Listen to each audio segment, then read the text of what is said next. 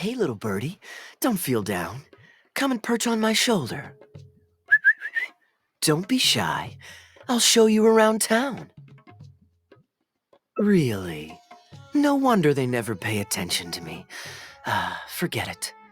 I probably shouldn't be anthropomorphizing them anyway. Haven't seen you in some time. To which one of the Animo Archon's winds do I owe the honor? Oh, is this your way of saying that you missed me? Since it wasn't meant to be with this little birdie, I'd better leave it alone. Let's take a walk, shall we? If you're wondering why I'm here, Jean's been worrying about trade safety recently. I discovered this when I unwittingly burst into her office to save the day. Another job involving long-distance travel falls to me. I suppose it's my own fault for having such a strong sense of duty.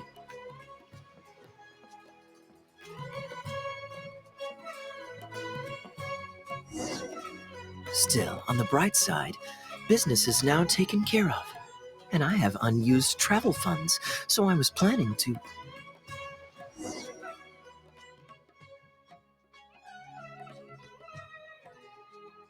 Gundafar, we are in the middle of a war. Your place is at the front lines by my son's side. Pray tell, what provokes your unwarranted return to the palace? A matter of utmost importance, Your Majesty, such that I must personally report it to you. Huh. Outdoor theater. Looks fun. Actually, yes. I saw some guards do a musical performance when I was traveling with their caravan in Sumeru. They were desert dwellers. So are these actors. And I think I actually recognize one of them. Come on, let's go watch.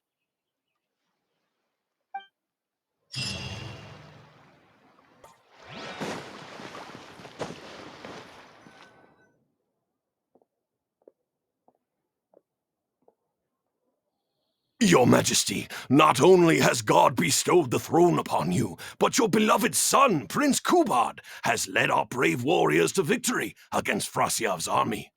His men have laid down their arms and fled.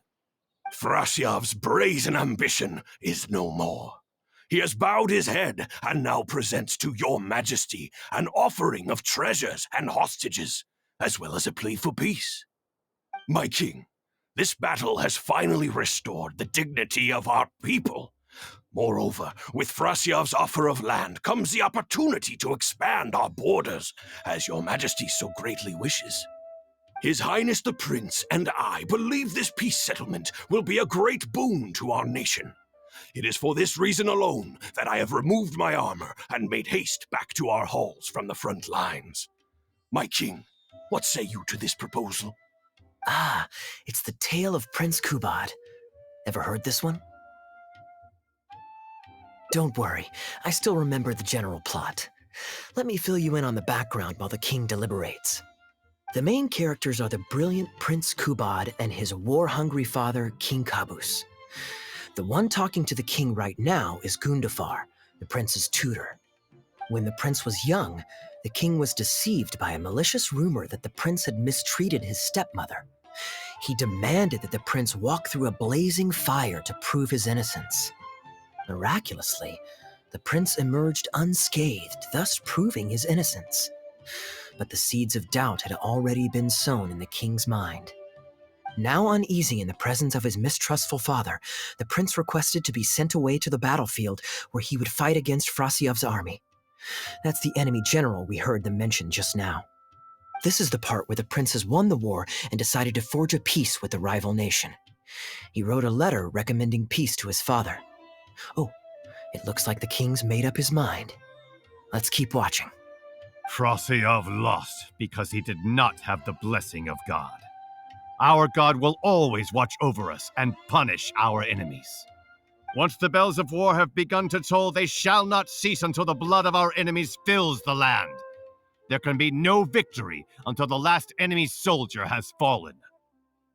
If Kubad still wishes to be my son and hold the intaglio I bestowed upon him as proof of his royal blood, then he must obey my command. Your Majesty, I must caution that a nation destroyed is not a fallen city writ large. Now, the loss of one city strikes fear into the hearts of our enemies, compelling them to accept defeat and cede land in exchange for peace. If, however, we insist on bringing a whole nation to its knees, then so long as a single person is left standing, they will see us as their sworn enemy, and one day return to us tenfold the pain that we have inflicted on their nation and family. My king, a people is to their nation as wild grass to the open prairie. Though we burn down the whole field and spare not one blade of grass, roots continue to grow unseen beneath the surface. Come the spring, it is all but inevitable that fresh green shoots will rise up from the ashes. Cease, Gundafar! Your mind grows dull in your old age, filled with naive delusions. We shall have no more need of you on the battlefield.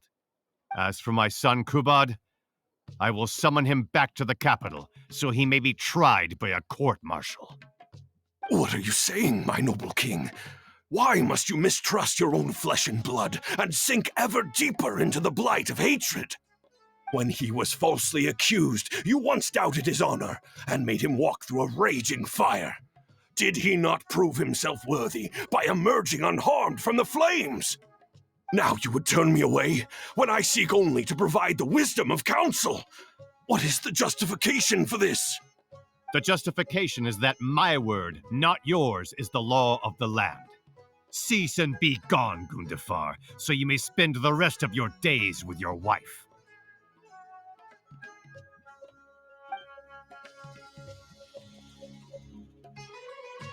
What has become of the king that I served with my life?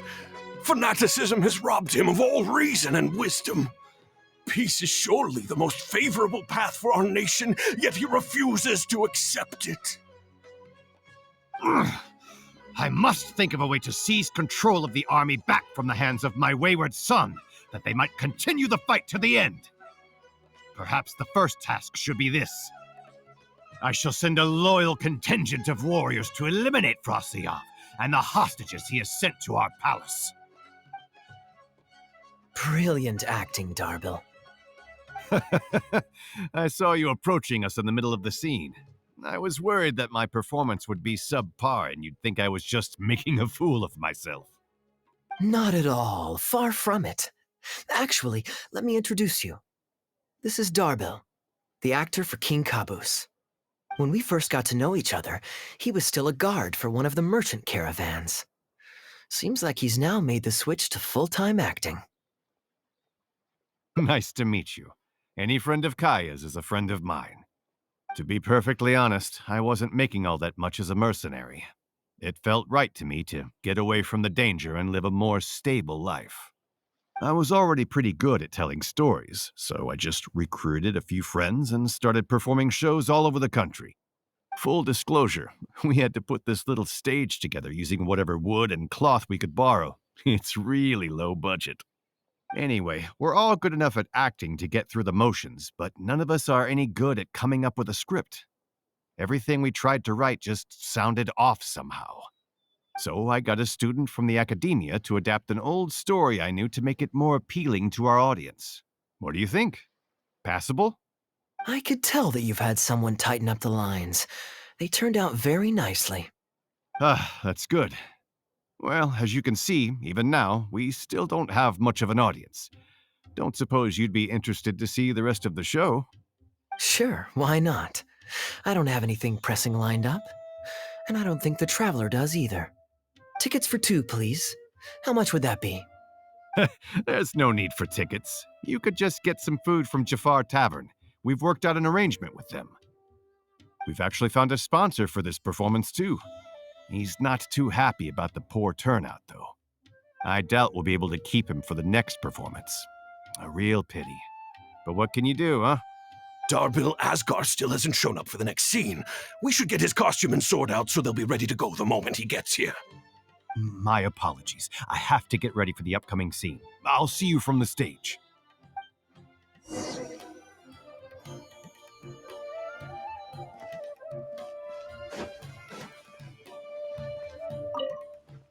Would you two like to order some food?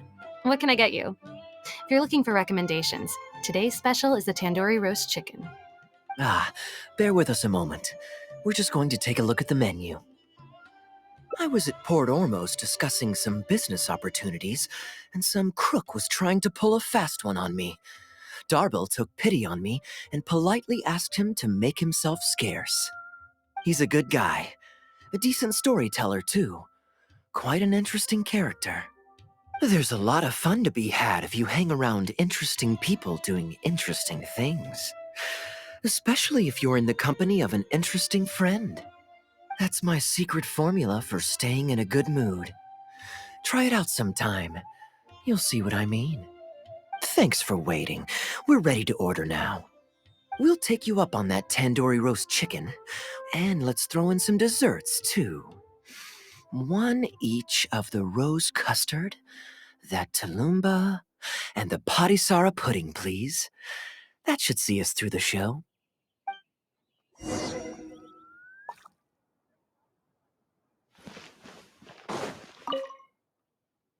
We've got good seats, close to the stage, but also not too crowded. We can watch the show as we eat. If I remember correctly, the next scene should focus on the prince. But I won't spoil it for you. You have to experience it for yourself. I don't tend to judge a story's worth by my personal affinity for it. But if you want to know my opinion, I'd say it's a fine tale, with a classical flavor that makes it a story for the ages. History always repeats itself. When you keep this in mind and watch out for the echoes of past events in the present, things that appear unfathomable at first glance become much easier to comprehend. Here you are. The check's on the table, too. Just call me over when you're ready to settle up. No need. I'll pay up front. Here. Keep the change. Thank you, sir. Oh, but this is too generous. Call it a token of my gratitude for the excellent service. The food all smells wonderful, too, so please pass my compliments to the chef. Thank you so much, sir. Let's dig in, traveler. Hey, Kaeya. I'm so sorry, but the actor who plays the prince has run into some difficulties and won't be able to make it. We can't do the rest of the show without him, so I'm really, really sorry, but we'll have to call the show right here. Ooh, that would be fun. I wouldn't say no. Darbil, would you lose any income if I were to mess this up? Not really. I mean, there's not much of an audience here anyway. I wouldn't want to take too much of your time, though. Don't worry about that. I like to be spontaneous now and then. Spice things up a little. Let me think. Well, you already know the story, so you just need to memorize a few lines. Huh, you know what? This might actually work. Wait, but Kubad has a specific costume he's supposed to wear, and there's no way you'd fit into it. Switching actors is one thing, but wearing street clothes on stage would really ruin the immersion. Yeah, I don't think this is gonna work. Well, good thing that I've actually got a costume with me. It goes pretty well with your stage, too. You're kidding. Can you show it to me? Sure. If you can show me the way to your changing room? It's in the restaurant. Follow me.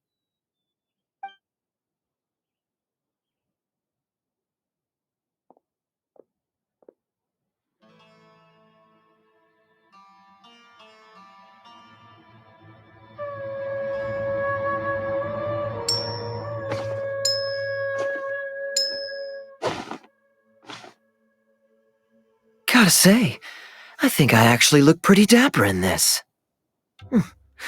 It's a pity I don't have many opportunities to wear it in public. Uh-oh, not a fan of me as a prince? I'll have to act my heart out so you'll be too dazzled to make any digs. Kaeya, here's your script for the next scene. It's not too long, but you also don't have very long to prepare. Do you think you can memorize your lines in time? Only one way to find out. Okay, I think we've covered all your lines and movements on stage. You haven't had long to prepare, so don't worry about forgetting your lines. We'll remind you. All right, I'm good to go. Great. Then let's get this show on the road.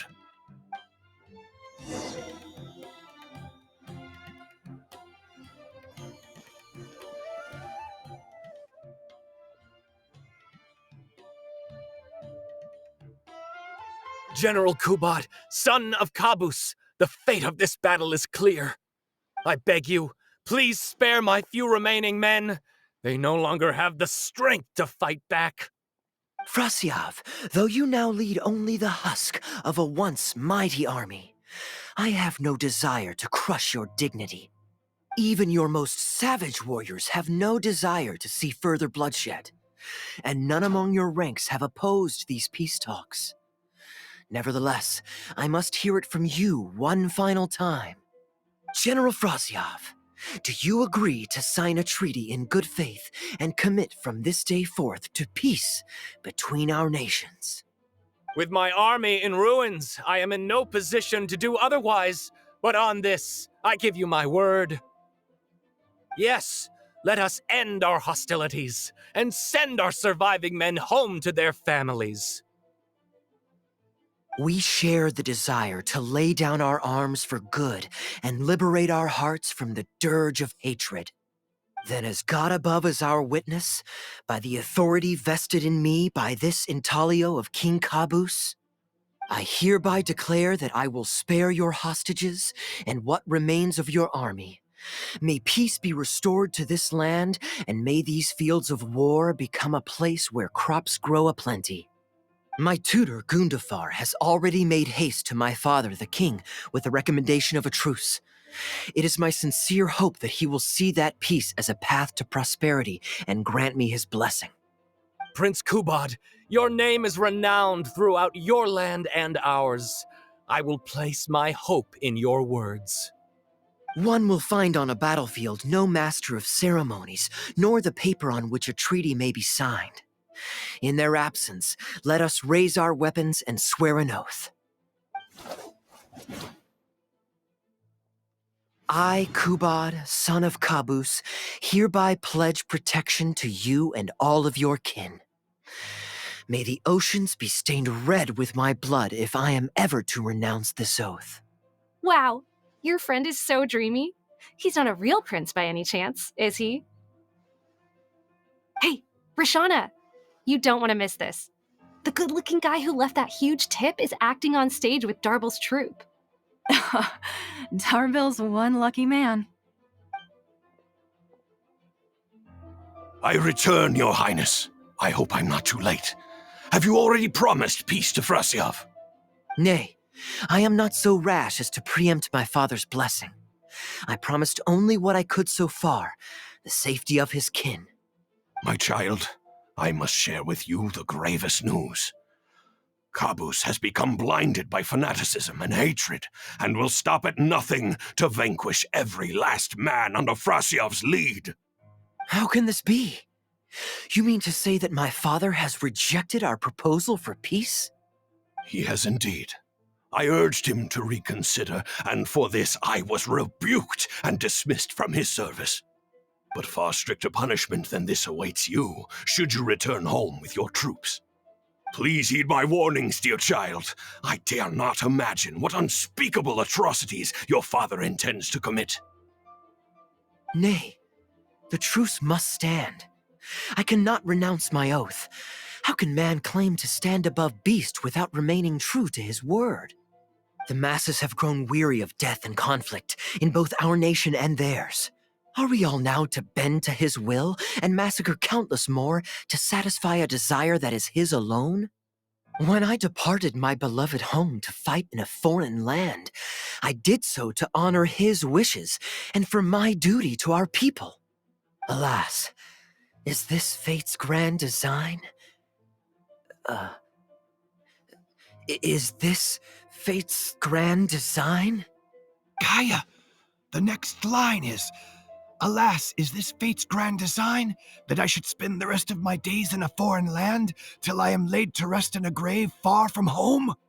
Must it be so? Huh? Wait, that's not part of the script. Kaeya, did you not hear me? My dear audience, I ask you this. Do you believe in fate? If fate decreed that your life was to end in tragedy, what would you do?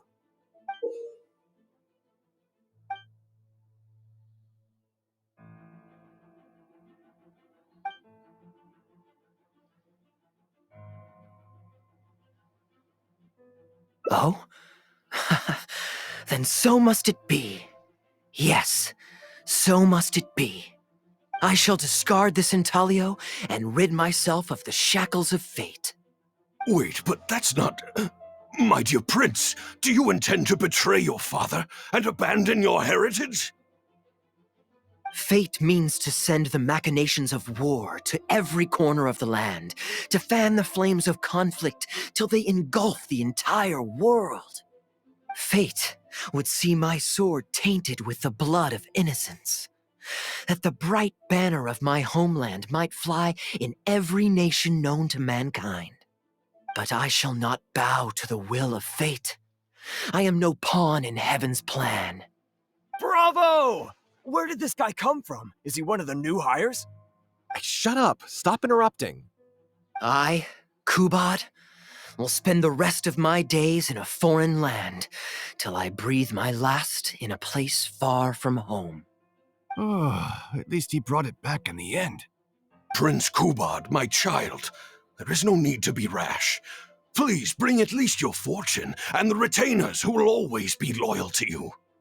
Gundafar, my dear mentor, you have always been like a father to me. It brings me only anguish to bid you farewell. But I must walk this path, or freedom dies by my hand. Goodbye, my tribe and kin. Farewell, sweet land of my birth. Goodbye, my child.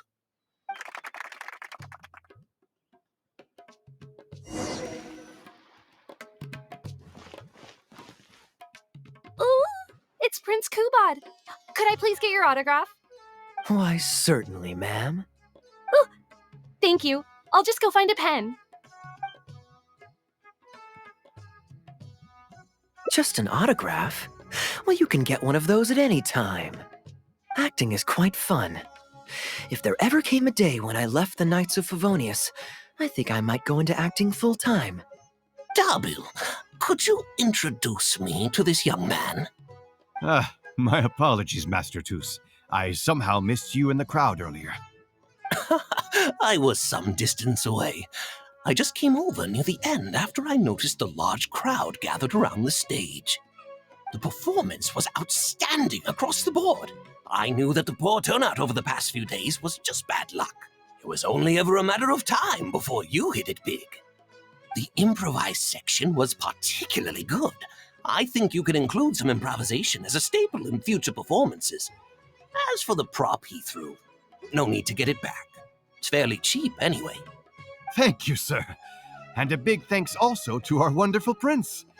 Had Kaeya not agreed to fill in, we might have disbanded right on the spot. Kaeya, was it? Well, young man, I must say you've made quite the impression on me. My caravan is always loaded with the finest food and wines. You're welcome to visit at any time. Thank you for the invite, sir, but I'm afraid I've reached the end of my time in Sumeru. I'm sure that my friends and family in Mondstadt must be missing me terribly. Well then, consider it an open invitation. Once you've been bitten by the travel bug, my friend, you'll be getting itchy feet again before too long. My door is always open. If you're ever interested, please ask Darbil to reach out to me. Darbil, we can continue discussions on the sponsorship once you've wrapped up today's show. I'm going back to the inn. Thank you so much, Master Toos. I'll see you shortly. Seriously, Kaeya, thank you for bailing me out again. You're a good guy. May the gods bless you. You know, you should stay for a few more days. I owe you a meal at the very least. Darbil, Asgar is back. He lost track of time playing Genius Invocation TCG. You've got to sort him out. Genius Invocation again? Ah, that does it. That kid's not getting away with it this time. Please excuse me, Kaeya. I will be right back. Sure, there's no rush. Okay, I think they're all gone. Let's slip away now while we can.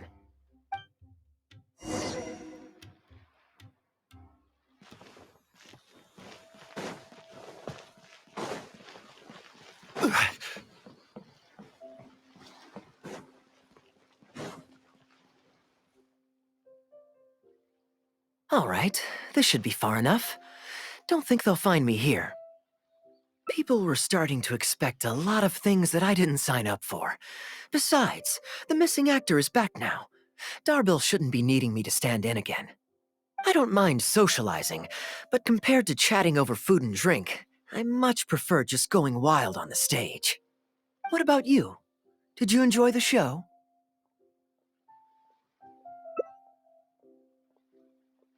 Oh? I was expecting a lengthier critique, but you've thrown the question right back at me.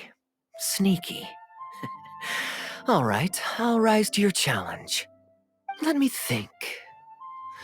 All the world's a stage, and all the people merely players. Does that answer your question? Perhaps there's an inept god out there deciding everyone's fates, much like the academia student drafting Darbil's scripts. Yeah, inept is a good word for it. Honestly, it might even be a little too civil to describe a god who turns fathers against their sons and is bent on endless warmongering, don't you think? Anyway, that's exactly why actors need to wake up and realize they don't have to follow the script. There's nothing to stop them from following their gut and making it up as they go along. Oh, my dear traveler, please don't take me too literally. I don't want you to get the wrong idea. The god is just a figure of speech. The real point I'm making is about the actors. Everyone, you and I included, is both an actor and a member of the audience. If you don't like the script, just walk off the stage and join the audience. You always have a choice. A little too obtuse? Well, don't dwell on it. It's nothing worth losing sleep over. I was just thinking aloud. Relax, be yourself, do your thing. That's all I'm really trying to say. When I did my little bit of audience interaction back there, you had no time to prepare. You had to just say what you thought in the moment. I think those spontaneous thoughts are often the most authentic. And that's why I liked your answer. You're still holding on to the intaglio I threw you from the stage, right? Keep it. Think of it as a souvenir from my improvised performance. It's been the most fascinating day, hasn't it, little birdie?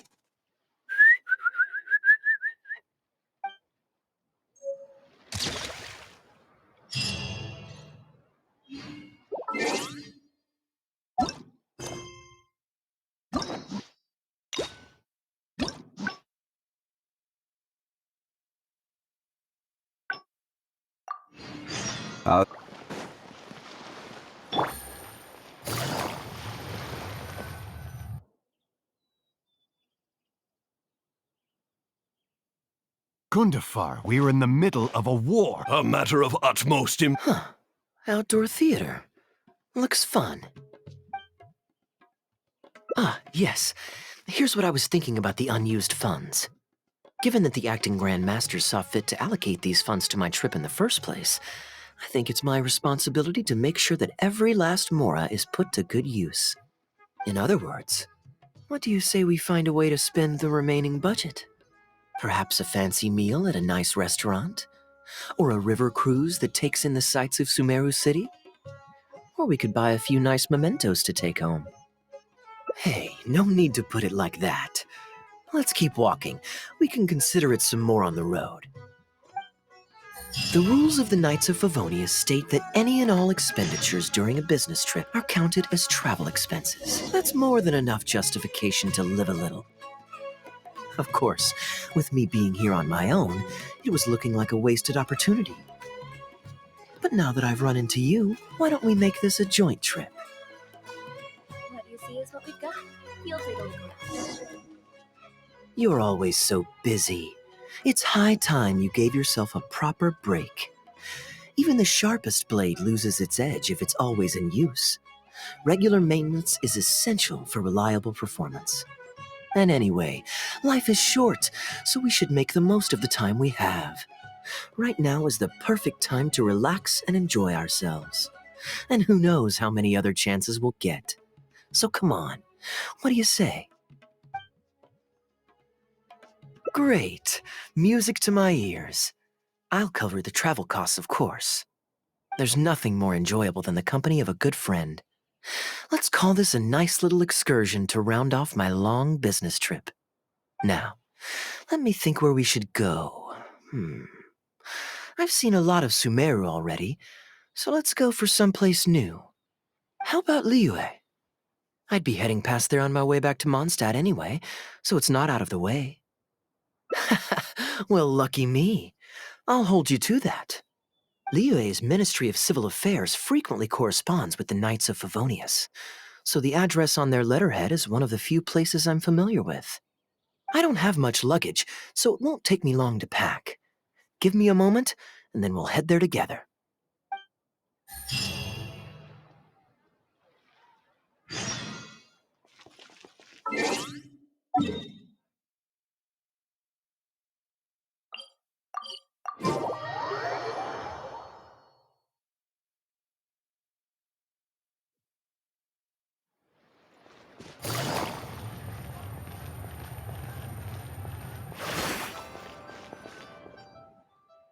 I've heard that there's lots to see and do in Liyue, but I'm sure you're more familiar with the place than I am, so I'll leave the itinerary to you. Excellent. Well, hopefully I'll get to know some of these friends for myself. It's such a satisfying feeling to just drop everything, go on a long trip, and see something new. Who knows who we might cross paths with? We might even end up going on an impromptu adventure. Just like how I met you in Port Ormos, and now we're here. Come on, let's see what's up ahead.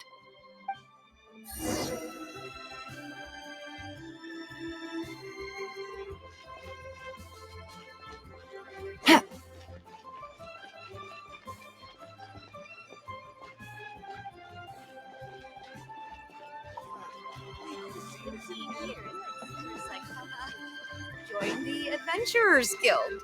You'll have a... Do you know this shop? It looks pretty nice from the outside. Shall we take a look? Welcome to Mingxing Jewelry. We are a long-established trader of precious stones. Is there anything in particular you're looking for? Let me see. Ah, some nice jewelry you've got here. Maybe I can grab something with a local flavor as a souvenir. What do you think, traveler? See anything that suits my style? I trust your judgment.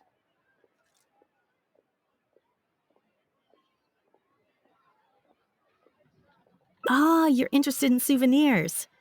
If you're struggling to decide, you might want to consider getting some jade. You can't go wrong with a nice jade pendant. They're an elegant addition to your look, whatever your age or gender. If you're looking for a specific design, we can make it to your specifications. It does take some time to fulfill an order, however. High-quality jade is hard to come by, so our waiting list is at least a couple of weeks. Oh, that's a pity. I'm just visiting and I won't be in town for very long. So as much as it pains me to do so, I'm afraid I'll have to leave this beautiful bijou behind. No worries at all, sir. If you're looking for something off the shelf, why not go and see Mr. Shurto at the Jade Mystery? He also deals in jade and precious stones. Exactly. But on that note, let me give you a word of advice. There's no risk in purchasing a piece of jade that's already been cut. But you could lose all of your mora betting on uncut rocks. I won't say any more, as I don't want my fellow vendors to think I'm bad-mouthing them. But I think you catch my drift. It's only human nature to spend a little when you're on a trip, but don't be too hasty to part with your cash. The Ministry of Civil Affairs takes everyone's economic well-being very seriously, and they often send out the Millilith to spread public awareness of well-known scams. As guests here, I'd encourage you to watch out for anyone trying to rip you off. I think that's sound advice wherever you go into that. We appreciate it, boss.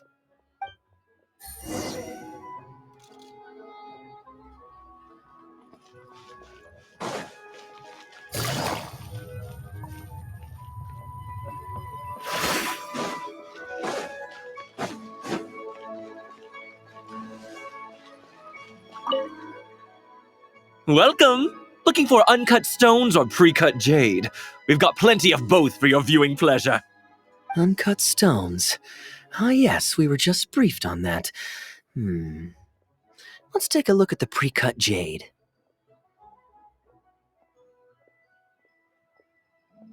I believe I detect a quiet but distinct tone of apprehension in your words.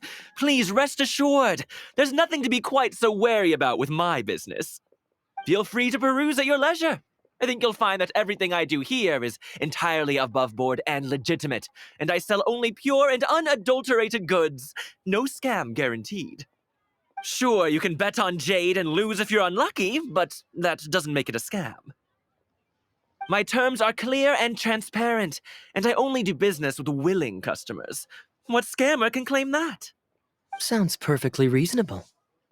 At the end of the day, it doesn't matter how much the vendor is charging. If the customer decides to hand over their money, they're taking the bait of their own free will. Yes, exactly. I'm glad you understand. Although your peculiar phrasing at the end there, you almost make it sound as if I really am scamming people. Anyway, betting on jade is what it is. Feel free to try your luck, but if you can't afford to lose, then it's not for you. We don't need to cause each other any trouble. I'll leave you to browse at your own pace now while I deal with other potential customers. Amber-colored jade would probably make for a good souvenir. Why not? This is a quirky little place. Somehow, I'm inclined to entertain him for a bit. Well, if you're not interested, then I guess we'll pass.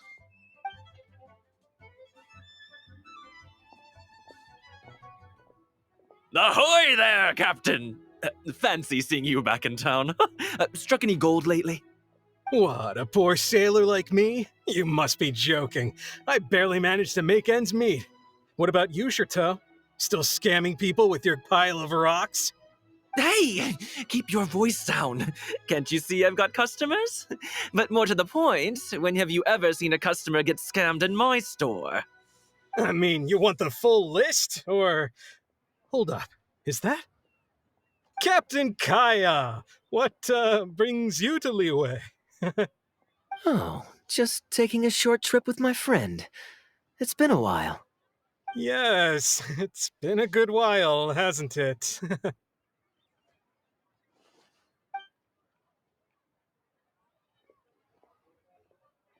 Anywhere you'd recommend I visit while I'm here? Let me think. Wanmin Restaurant's always a pretty good bet. Chef Mao's daughter is a skilled chef, and their prices are very reasonable. My wife can't get enough of their boiled fish. You could give that a try. And, speaking of my wife, she won't let me forget what a great help you've been to us before.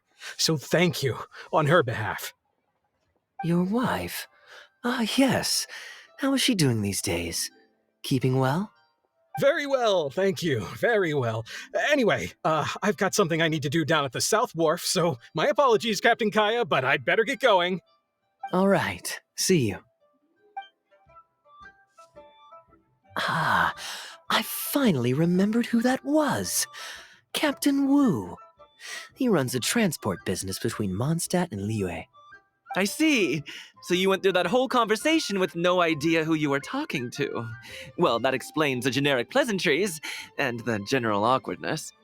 Old Wu's usually quite the chatterbox, so it's very unusual for him to just take off mid-conversation.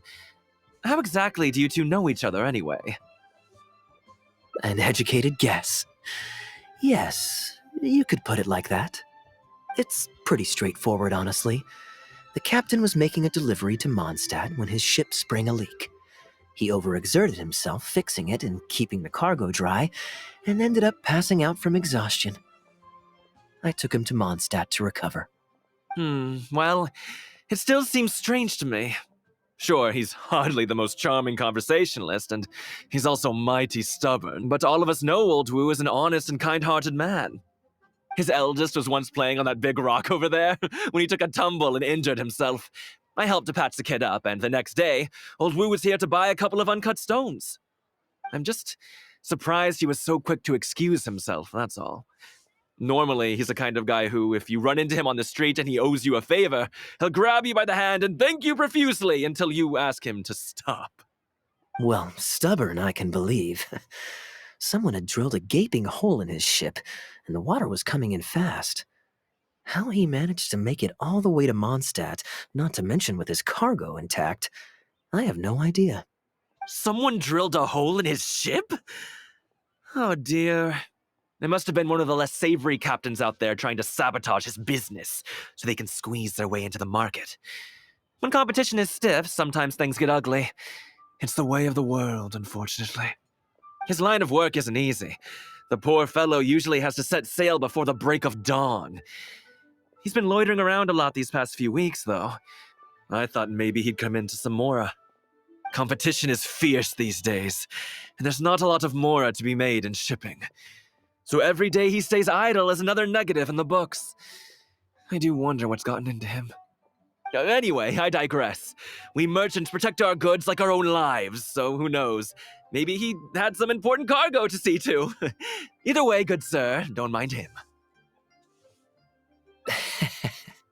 I am an upstanding member of the Knights of Favonius, after all. Just look me in the eyes. Don't you find me trustworthy? Since you asked about recommendations earlier, you're here from Mondstadt, yes? Might I suggest the tea house is somewhere to rest your legs? If memory serves, they're just about to retell the tale of Bravebeard the Valiant from the top. Why not pay them a visit? Huh. Sounds interesting enough. Let's check it out.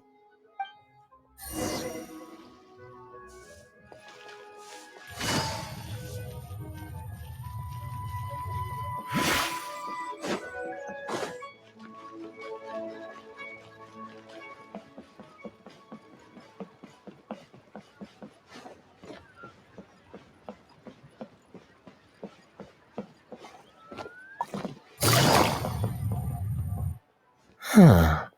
So this is the Huyu Tea House. We meet again, Captain Kaeya. What a coincidence. Twice in one day.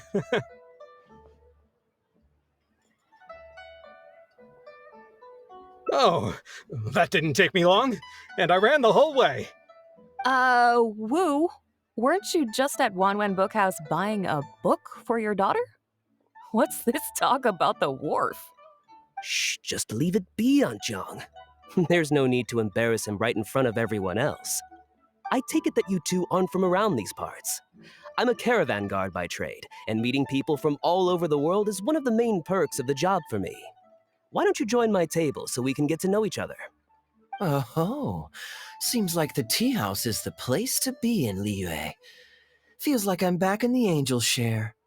Did you manage to get something for your daughter just now, Captain Wu? Yes, thank you.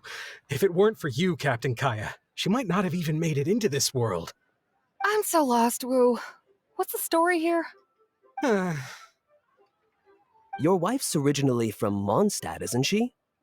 Did you run into Captain Kaeya when you were there on business, or when you were visiting the in-laws? The latter. Oh, this is so humiliating. Anyway, back when my wife was pregnant, we were taking a trip to Mondstadt to visit her parents this one time, when we were mugged by a group of treasure hoarders near Dawn Winery. Oh, that sounds awful. Were either of you hurt? I mean, he's still here, and he's still got all his limbs, so they can't have roughed him up too bad. I'm guessing Captain Kaeya stepped in before they could do either of you any serious harm, huh? Yes, he did. Thankfully, he heard my wife crying for help and drove them away. My wife was injured and quite shaken up by the ordeal, so he took her to the winery and asked them to look after her. So what happened to you? Where did you disappear to? I was in the water. Huh? What did you jump in the water for? You know they can still get you in there, right? No, that's not... They threw me into the water and, stripped me of all my clothes. They did what?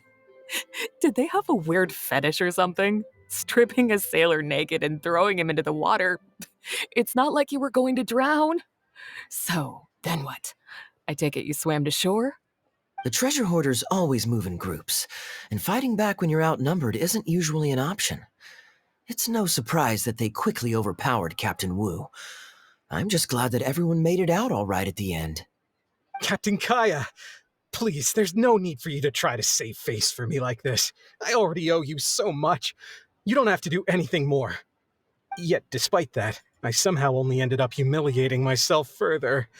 Oh, there's no point in me trying to save face now. They tossed me into the water to humiliate me, and to use it as leverage to get my wife to pay up. But they didn't know that I could swim. What I'd intended was to pretend to drown, then sneak back onto shore while they weren't looking, and find a way to rescue my wife. That was before Captain Kaeya appeared out of nowhere and saved the day. So then I figured I'd get out of the water, get dressed, and catch up with you. But God knows what they did with my clothes. I couldn't find them anywhere. By the time I gave up looking for them, you were most of the way to the winery, so I had to run after you with nary a thing on myself.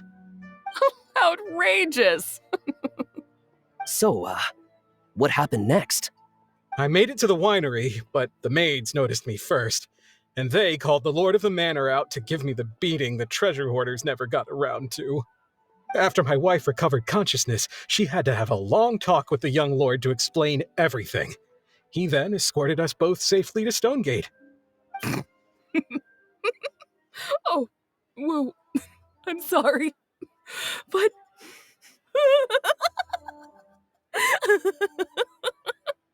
Ugh, good luck living that one down.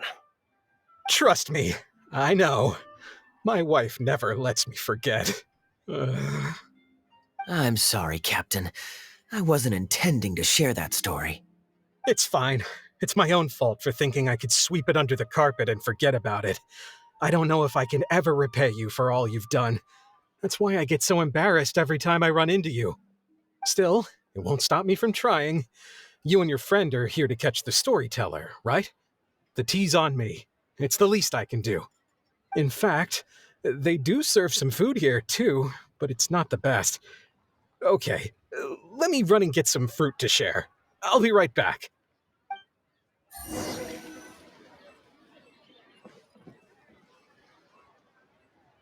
Oh, poor Wu.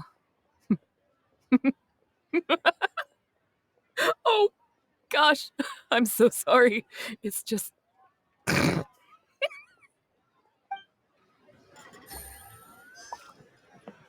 I wonder how much Fanaria caught of that.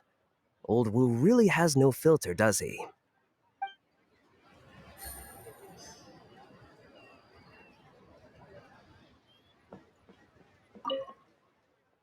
He really didn't have to share all the details of that story, but since he didn't seem to mind, I wasn't about to stop him.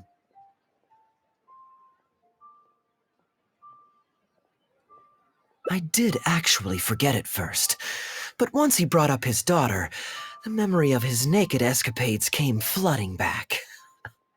D-Luke thought some pervert was harassing the maids. He charged straight out the door, greatsword in hand and raring to go. I haven't seen him so angry in a long time. So many people owe me favors nowadays. It's hard to keep track of them all. I really should go check my favors ledger once I'm back and refresh my memory. Hey, you didn't think I was being serious, did you? Do I really strike you as the kind of person to keep track of favors in a notebook? I just helped the guy out on a couple of occasions because I happened to be in the right place at the right time. I have no intention of asking him to do anything for me in return. At least, not so far. I'm back with fruit. Please help yourselves, everyone. My treat. Thank you. Oh, don't mention it.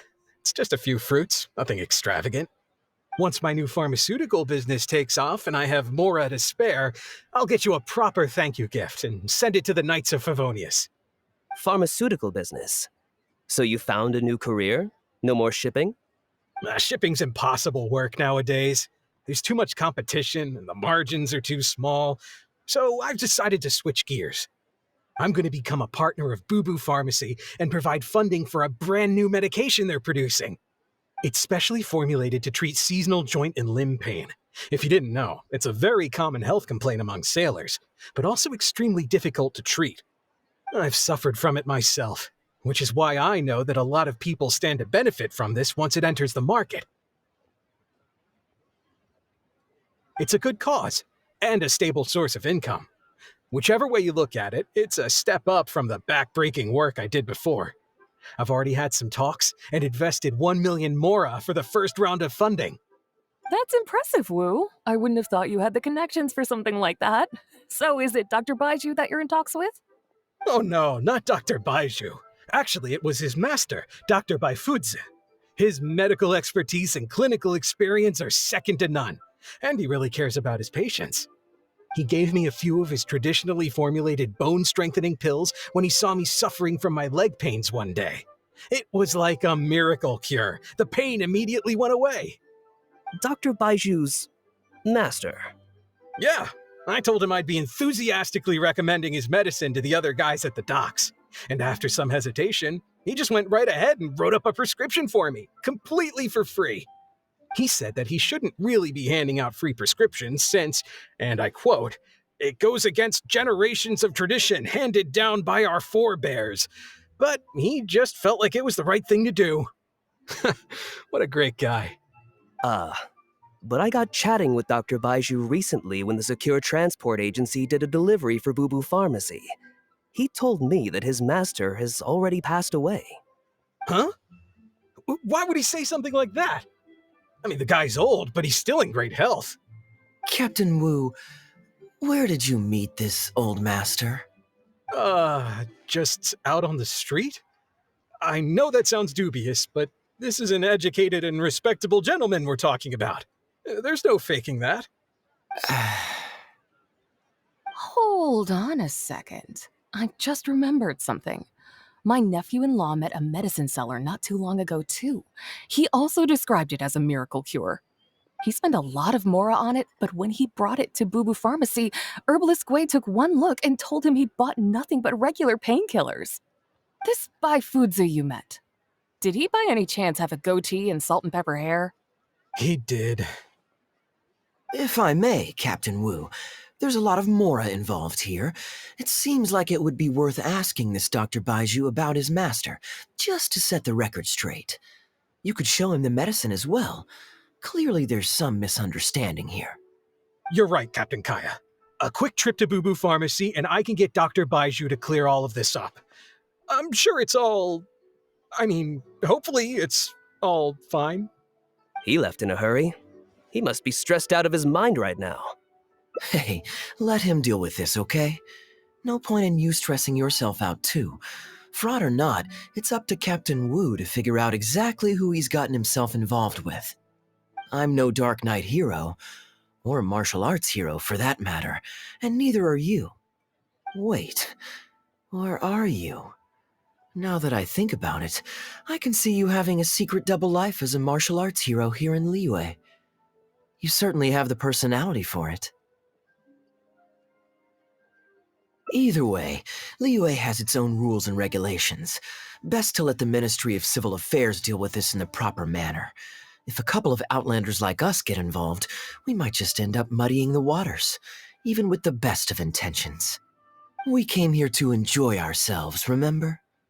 We don't want to get our priorities mixed up. Oh, and look at that. The storyteller's taking the stage. It is said that the sky's the limit for the aspirational soul. But alas, for the woes of the world are equally limitless. No such stranger to woes was Huang Guang, a man who, having suffered countless injustices at the hands of his fellow men, forsook them to dwell among the mountains and rivers. Yet fate fortuitous found him when he entered the tutelage of an adeptus and learned many mystical arts from them. Per his master's wishes, he then returned once more to the human world. only this time, with a sworn duty to cleanse the land of demons and to see justice done wherever he might tread. Is that all? Ah, I was hoping to hear the rest of the story. It was all right. I suppose the hero always has to sacrifice himself to save others, and it does make for some good storytelling, but it leaves you wondering how he really feels about the whole thing. Did he ever have second thoughts? Only he can know, I suppose. Oh, I see the show is over. Yeah, I saw Dr. Baiju. Looks like it was a scam after all. Then what are you waiting for? Don't just stand there. You need to report this to the Ministry of Civil Affairs right away. Hold on. Let's not lose our cool. Get your story straight first, so you can give them a clear and detailed account of events in the order that they occurred. And one more thing. Do you still have a way to contact this guy?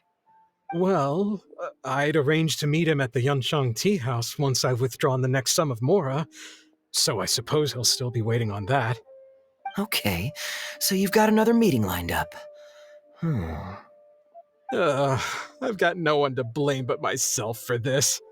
I can't believe I was so gullible. I guess the world isn't made for naives.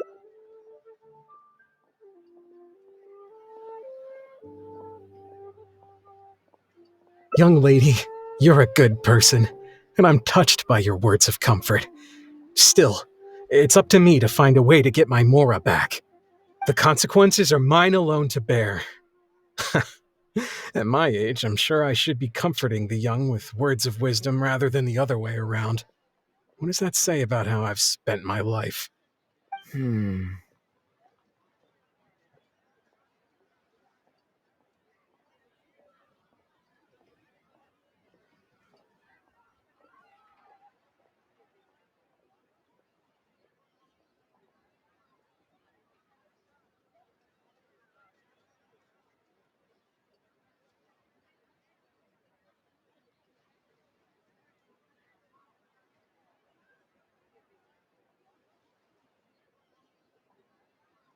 It's obvious, isn't it? He needs to report the case to the Ministry of Civil Affairs. Come with me. The key here is consumer psychology. I am quite curious. How does our chivalrous martial arts hero intend to come to Captain Wu's rescue here? There are countless victims of injustice in the world. We can't try to help each and every one of them, can we? Oh, I'm surprised. I didn't know you thought of me as someone who helps other people unconditionally. I'm genuinely flattered. But we both know that I'm not that kind of person, really.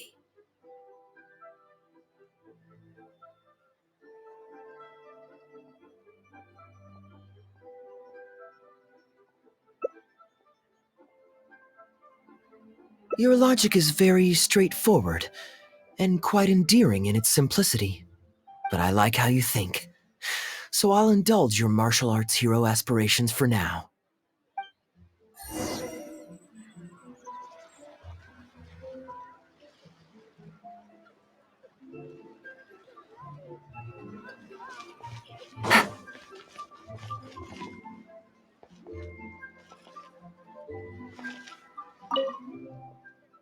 Captain Wu, how would you feel about owing me one more favor? I'm sorry, Captain Kaeya? Let's say, hypothetically speaking, I found a way to recover your Mora that would leave the man who defrauded you if it could be done, and the only cost was owing me yet another favor. What would you say? What exactly are you getting at? The traveler here is adamant that you should ask me for another favor. Personally, I blame the storyteller. After the inspiring tale of Bravebeard, she's all gung-ho about playing hero and righting this injustice once and for all. Captain Kaeya, young lady, thank you. I will humbly accept your kindness. All right. Now here's what I'm thinking. All right, then it's settled. Per our brave hero's plan, let's rendezvous at Yanshang Tea House tomorrow. Brave girl. Come on. The key here is consumer psychology.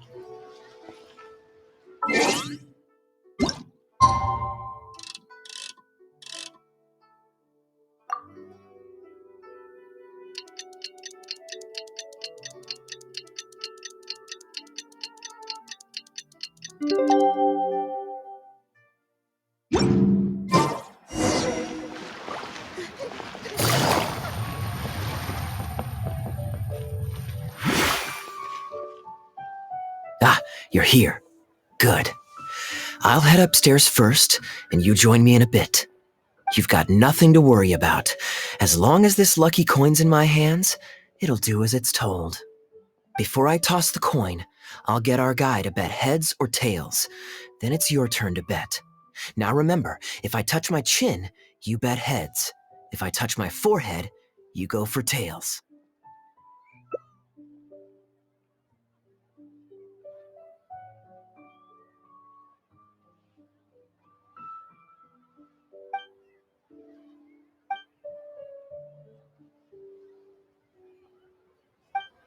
Hello!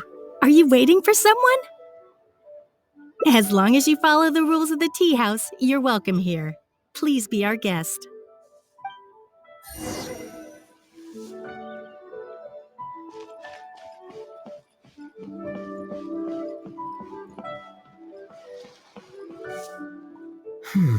From the way you describe it, Liyue does sound like an attractive place to settle.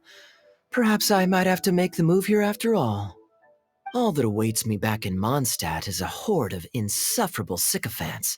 Truly tedious. The reason I left home in the first place was because I was reluctant to simply live off of my inheritance. I understand. For one as ambitious as yourself, Mr. Rich, living off of the family fortune must feel like the dullest existence in the world.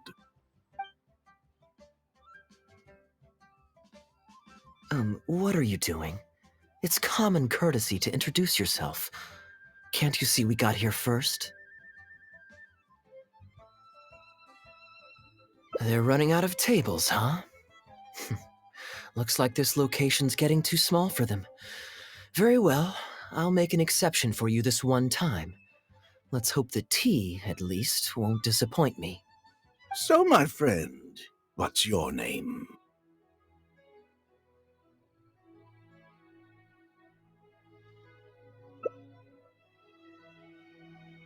Here is the tea that you ordered. Please enjoy. Ugh, this tea is... never mind. Mr. Bai, this has been a most pleasant and insightful conversation. I consider it good fortune that I encountered such a refined gentleman as yourself so far from home. Please allow me to pay for the tea. Yes, good fortune indeed. In that case, I must thank you for your generosity. You there. I'll get yours too.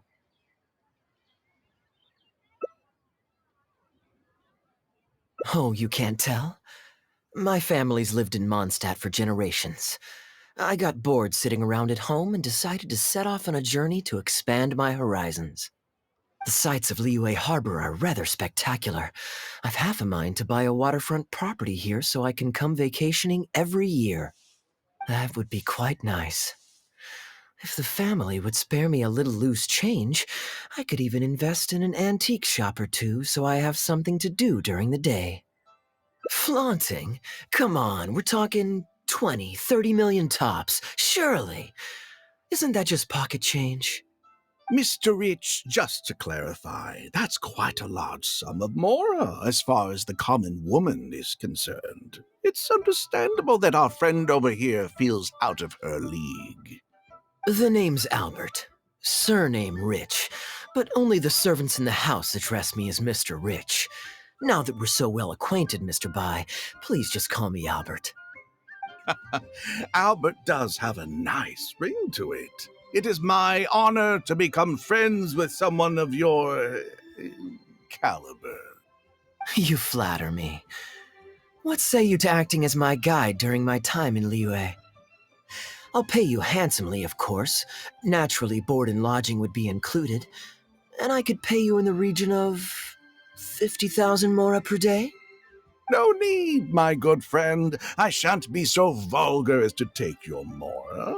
We're both men of character. The pleasure of your ongoing acquaintance shall be ample reward in itself. To join a noble gentleman on his travels is a rare opportunity. Please, let me draft up an exact itinerary. I'll make sure to give you the experience of a lifetime. You there. You're welcome to join us if you want. Which clan did you say you were with? The Hoo-Ha clan or something? Goo-Ha, huh? Strange choice of name. Gotta say, I've been in Liyue for a while now. This is the first I'm hearing of them. I guess they're one of these obscure ones who keep to themselves. Yes, well, there are many martial arts clans and factions in Liyue. It's only natural that you haven't become acquainted with all of them. Ha, fair enough. Still, weird name. Bet they have some even weirder practices. Seriously, though, what kind of skills do you guys train anyway? It's all for show, right? I saw some people performing a few tricks down at the wharf. Is it that kind of thing?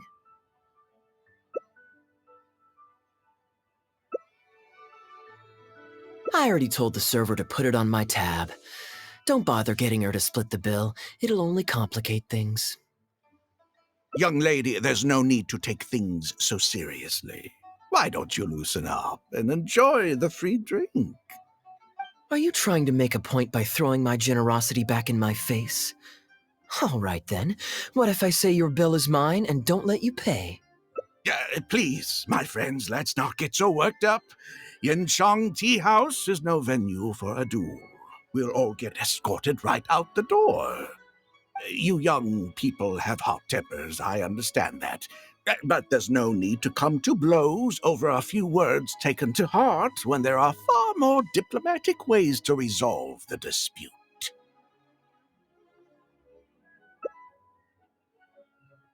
Did I hear that right? So you'll only pay for yourself if you win, but I'll get the check for the three of us if you lose. It's not that I care about the mora. After all, I offered to pay for everyone's drinks in the first place. No, what I find truly absurd is your refusal to play fair. I demand that you also pay for three if you win.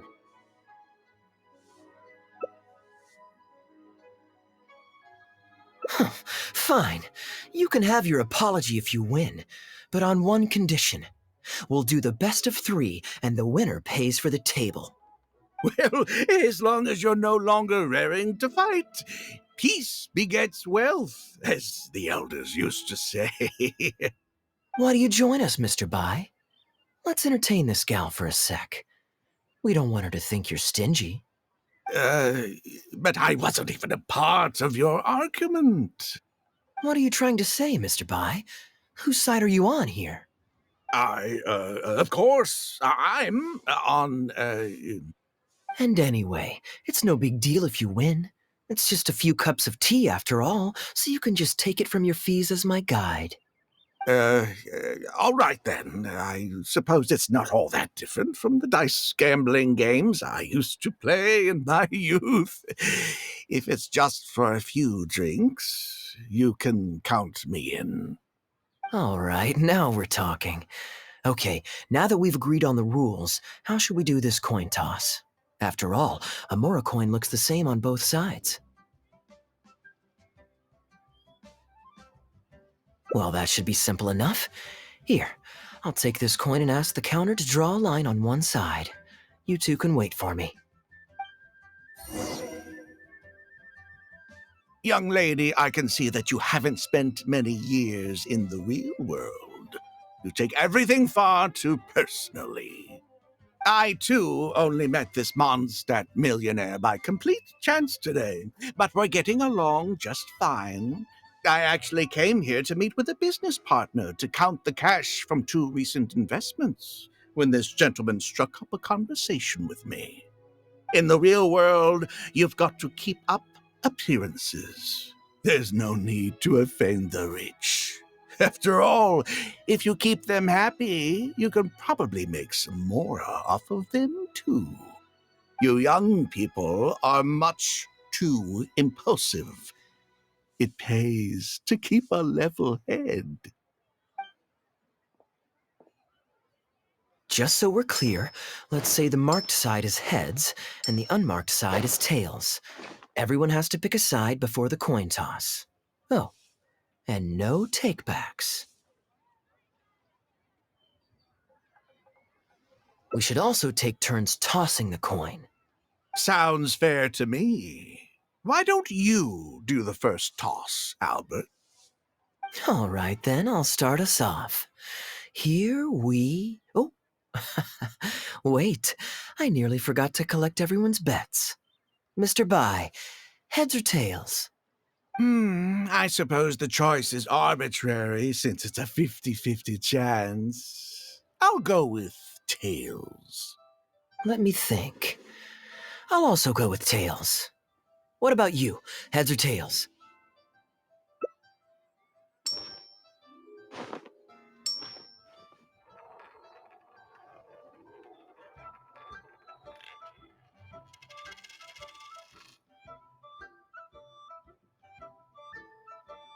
Oh, darn, I won.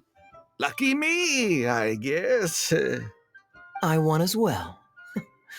Guess there might be a formal apology in the cards after all. I have a suggestion.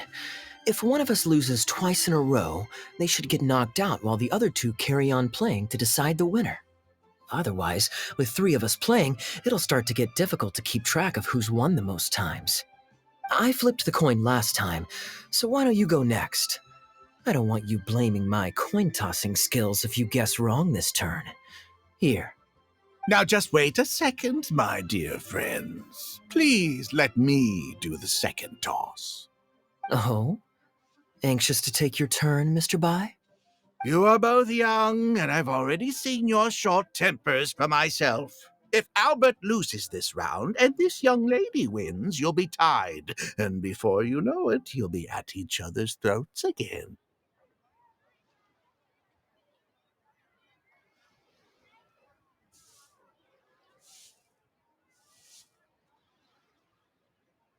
Well, that's not my only consideration, either. You two may be too young to know this, but I've been around the block a few times. What's to say this isn't a trick coin, In dice games, people use all sorts of methods to rig the game. Some even fit the dice with mechanisms that give them whichever result they want. If Albert wins the next round, and you, young lady, lose for the second time in a row, then the third round will just be a tiebreaker between him and me, and you won't get your apology to the Guhua clan. If that happens, only for you to then find out that the coin was rigged all along, you're sure to accuse me of working with Albert to scam you while mocking the Guhua clan. I can only imagine the kind of vengeful warpath that would put you on. A purely hypothetical scenario, of course, but one that I'm bringing up now to avoid any misunderstanding further down the road. Go on, give me the coin. I'll show you how to check if it's been rigged. Very diligent of you indeed, Mr. Bai. Looks like I chose the right person to be my guide. Here, take it. A rigged coin will always be a little heavier than a normal coin, you see. This one seems perfectly normal to me, however. But don't take it from me. Why don't you test it for yourself?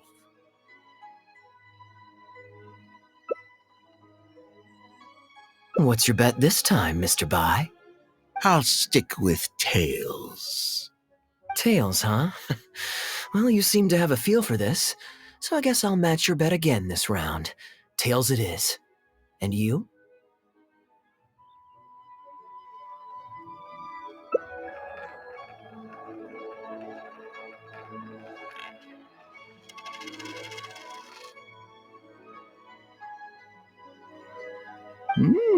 Well, my luck's still just about holding out. The three of us are now tied, so no one drops out. Certainly better than Albert and I going head-to-head in the final round. Mm-hmm. Well, here you go. What'll it be, Mr. Bai? It's a tough decision this time. That's what makes it fun, isn't it? Anyway, there's no need to stress. What's the cost of a few cups of tea compared to 50,000 I'll be paying you every day? You make a good point. All right, I'll take heads. Okay, and now it's my turn to guess. Not that the outcome matters either way to me. I won't even notice the more's gone. Whatever, I'll take tails.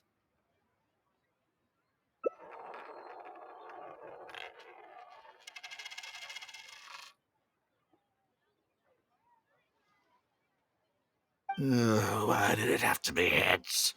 This whole thing started because you two got into a spat, and now I'm the one that has to foot the bill. What say you to another round? Sure, why not? I'm having fun. I can go for as many rounds as you want. What a miserly person. Do as you please. The two of us can play. But, Albert, all the fun of gambling is in the stakes involved. What say you to throwing a little loose change into the pot? Ah, come on now. No need to walk on eggshells here. Let's keep it simple, shall we? If you guess right, I pick up the tab. But if you guess wrong, I'm afraid it's still on you. Sure. That's exactly what I was thinking. Well, here's the coin. You can toss first. I'll take heads. I'll choose... Wouldn't it defeat the whole purpose of betting if you guessed the same as me? This is a two-person game now. Surely one of us has to guess heads and the other tails. All right. It all comes down to luck, after all. I'll take tails.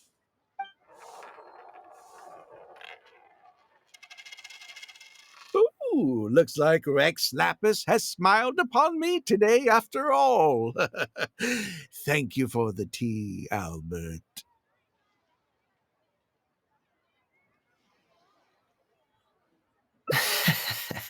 Look at you getting so giddy over some chump change. It's like you've never gambled with real money before, my old man. That's a real rush, I'm telling you. This is nothing by comparison. In fact, I'm starting to get a little bored. Well, in that case, would you care for another game? Sure, and let's up the stakes a little this time. Shall we say 50,000? Oh, maybe that's a little on the high side. What, 50,000? But that's just a single day's guide pay for you. All right. I'll bet tails. Great, then I'll bet heads. No takebacks. Heads. Tails.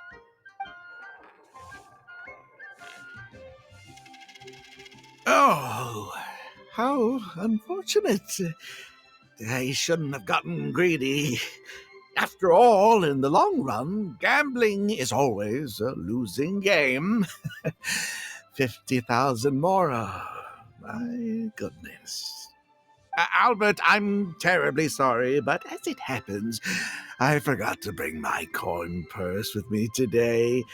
Could you perhaps take this 50,000 out of my guide fees? Call it an advance payment. That would make us even. Advance payment? Sorry, I'm afraid that's not my style. It'll have to be cash.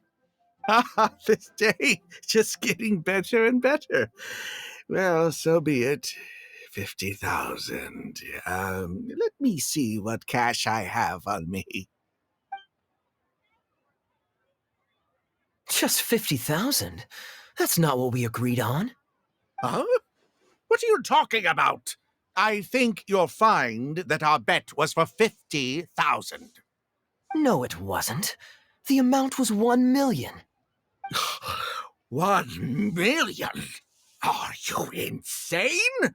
Come on now, Albert. Be serious.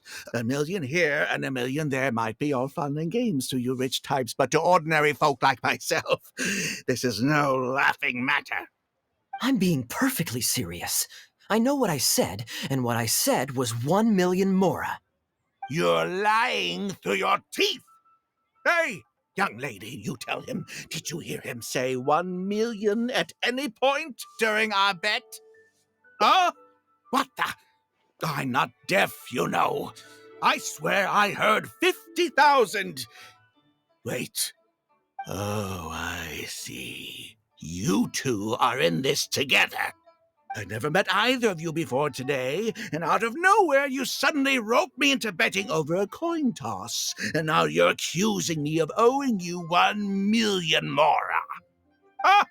Do you have any idea who you're trying to cheat? I know all the tricks in the book. I can't believe a couple of beginners like you managed to get this far. Well, don't you try to celebrate just yet. You amateurs have a lot to learn about the art of the con. Do you really think that nobody else will have heard all the commotion we just made? All I need is one witness, and this little scheme of yours falls apart. Frauds! Frauds, I say!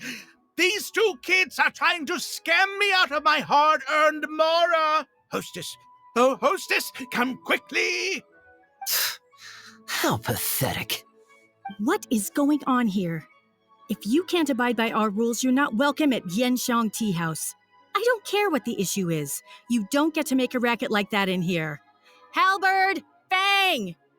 Wait, don't throw me out! These two con artists are trying to steal my mora! You can't let them get away with it! Well, let's take this somewhere else. I don't want any of you disturbing the other guests.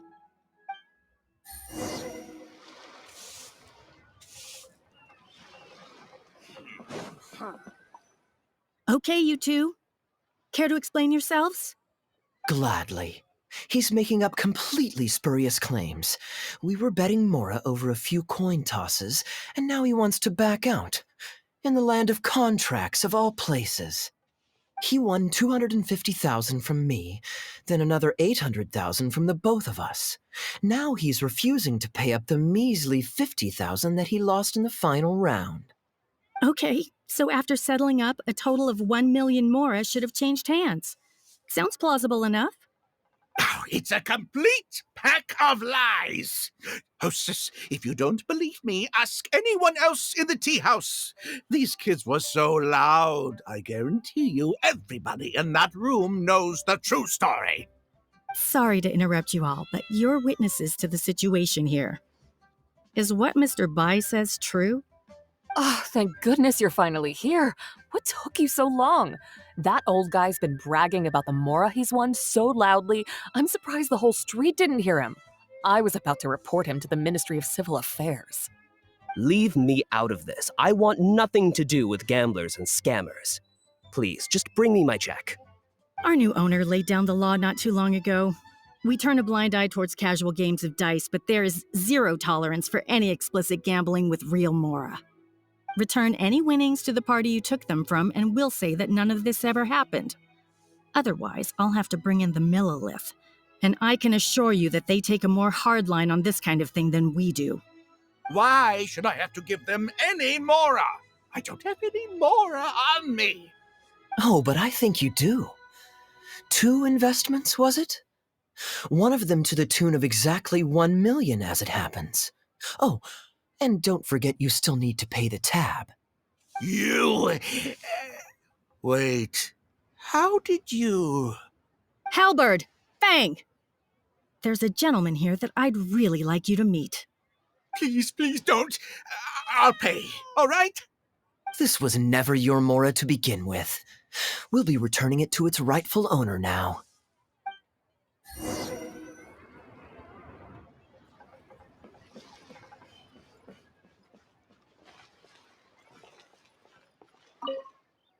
What did you think, Captain Wu?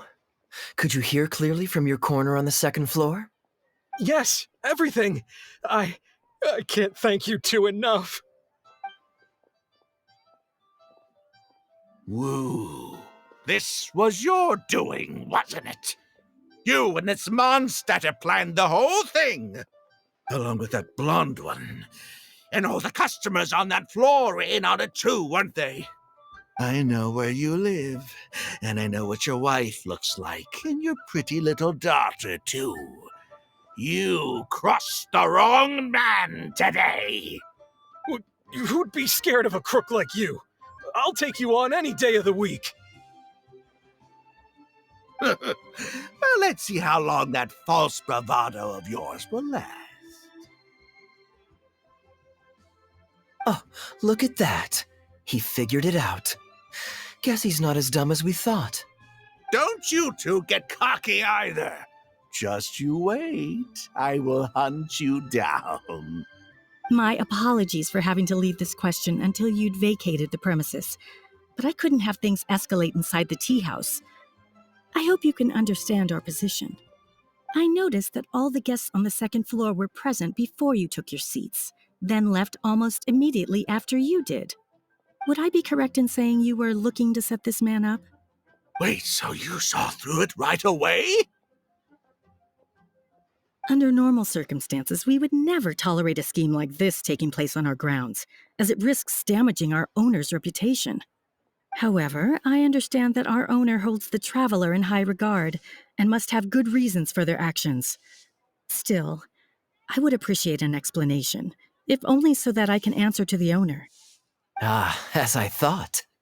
When you're operating on someone else's turf, you run the risk of clashing with the master of the house. Thankfully, we considered that possibility before going ahead with our plan. Over to you, brave hero. You're the one with the connections in Liyue. It's your time to shine.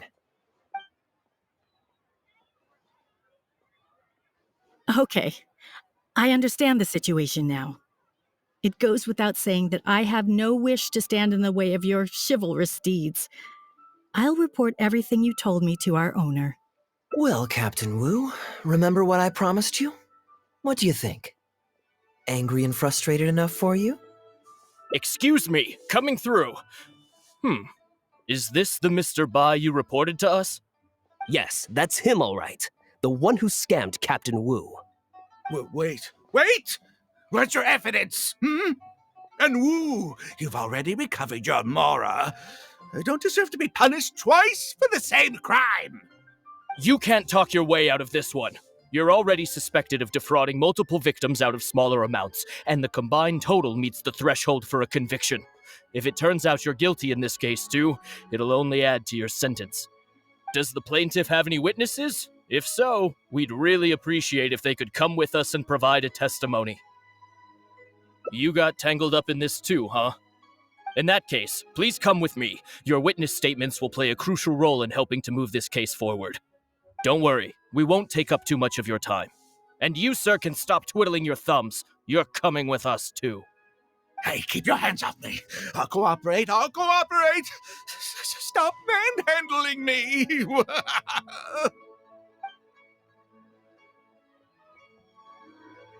Thank you so much, the both of you. I really don't know how I could ever begin to repay you. Well, I have an idea. We originally came here to do some sightseeing. Anywhere you'd recommend we go before the end of our trip? Let me think. Now, where would I want to go? Hey, are either of you interested in a fishing trip? Sounds fun to me. Let's go.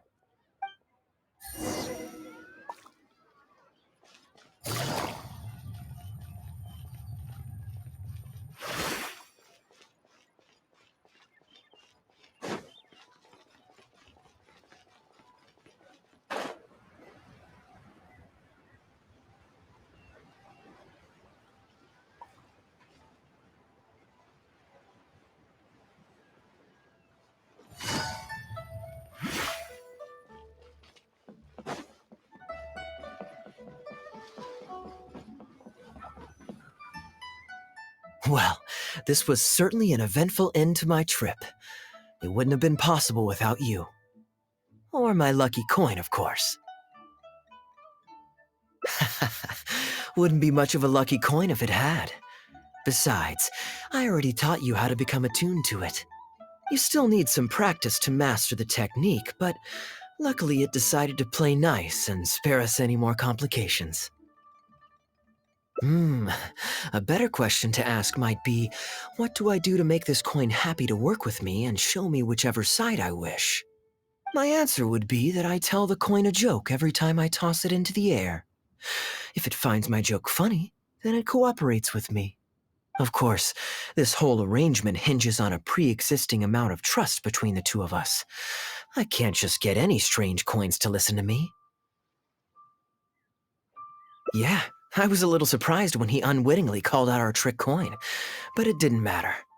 A good gambler always keeps their options open. You have to have a contingency plan for when the odds are against you. So when I went to the counter, I marked a regular coin as well as my trick one. That safely avoided any risk of him finding out about the trick coin. But it also meant that we wouldn't be able to control the result of that round. But hey, what does it matter? The fact that he made things a little more challenging only made it all the more exciting to watch him slowly but surely fall into our trap. Especially listening to him warn us about the possibility of a rigged coin right as we were scamming him. That was my favorite part. As long as I chose the same bet as him, and you bet the opposite to me, it was always going to end up with him paying. Unless, of course, he'd had some other tricks up his sleeve that we hadn't thought of. Then things would have gotten really interesting. You two are genuinely the smartest people I've ever met. I'm no intellectual, so I would never have been able to come up with a plan like this. Even when you described it to me, I only understood parts of it. Well, I may not be the smartest guy around, but one thing I do know is this. One should always return tenfold the help that they've received from others. We were just ordinary acquaintances. You had no reason to help me as much as you did. If there's anything I can ever do for you in the future, anything at all, please let me know. You can always count on me. I guarantee it. Oh? You seem agitated. Are you worried about owing me yet another favor? There are two kinds of people who owe me favors. One is my friends, and the other my informants. My informants have to fulfill whatever requests I make of them, no questions asked. The question is, which kind of person do you want to be? And you're torn again. Too afraid to ask to be my friend, but also daunted by the dangers inherent in becoming my informant. Well, it's okay, because I just thought of a fun and easy way to get us out of this impasse. Let's do a coin toss. This is the regular coin I prepared for the contingency plan when I was borrowing a pen from the bar. Not the lucky one that does what I tell it to. If it's heads, we're friends. But if it's tails, you're at my beck and call. May the Lord of Geo decide. So, was it heads or tails? What do you think? What does your heart tell you? I understand now. You have my most sincere gratitude. No, that's a little too formal. What I'm trying to say is, here, your fishing rods, my friends.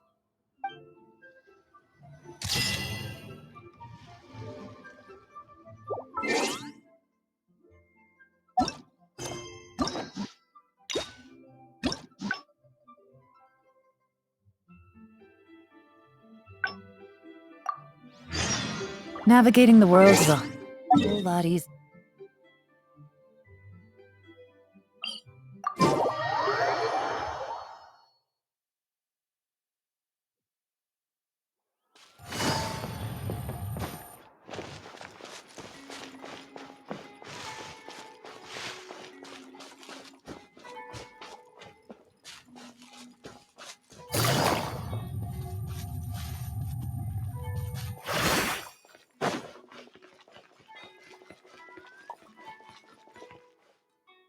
You're always so busy. And anyway, life is short, so we should make the most of the time we... Now I remember why you're an honorary knight. Of course, being tempted by money is beneath you. Your honest character is dazzling to behold. Like the sunlight reflecting off the surface of Cider Lake in the late fall, I hold my hands up. My thinking was mistaken. In that case, I guess today's end-of-trip blowout is cancelled. I shall pack my luggage and prepare to return to Mondstadt. Oh? You'd do that for me? Well, this wasn't what I'd originally planned, but it's a very welcome development. When I was souvenir shopping, I picked out something for you too. Guess my thoughtfulness wasn't in vain. Let's keep that a secret for now. Not because I want to keep you guessing. It's just that I didn't think I'd run into you here. All my gifts are back at the inn. I want you to find out for yourself when you open it. The surprise is what gift giving is all about, is it not? Then it's settled. We'll leave together shortly.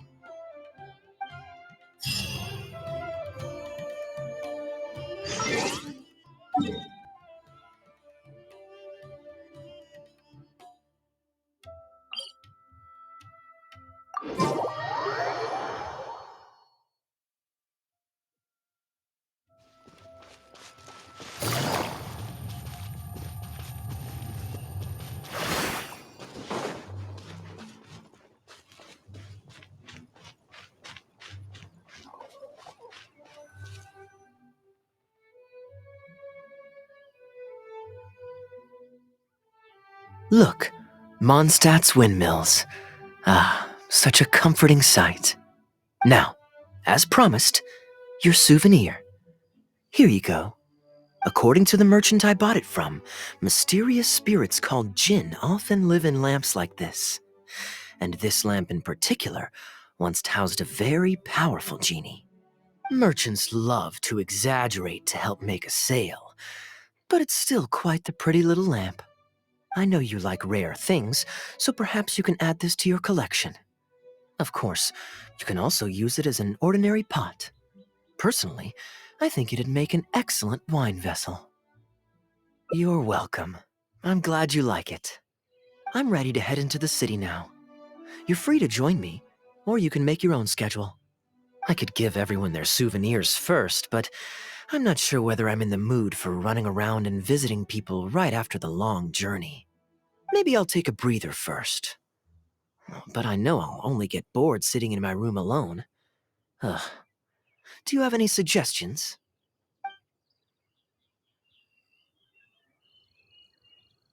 Yes, I suppose. Okay, souvenir run it is. They're mostly people you know, so it'll be a chance for you to say hi to some people you haven't seen in a while. Let's start by going to the Knights of Favonius headquarters. Jean and Lisa will definitely be there, and with any luck, we might run into a few others too.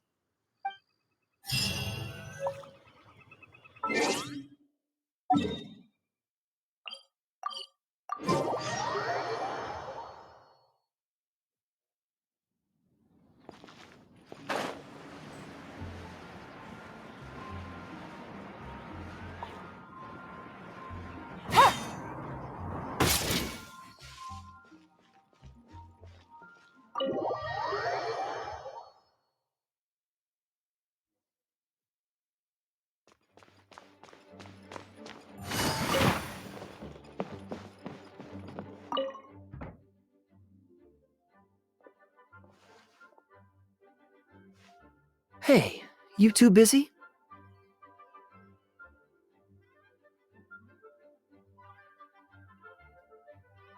You must have had a tough journey, Kaeya. Oh, it's been a while, cutie. Yes, welcome back, Kaeya. Why is the honorary knight accompanying you?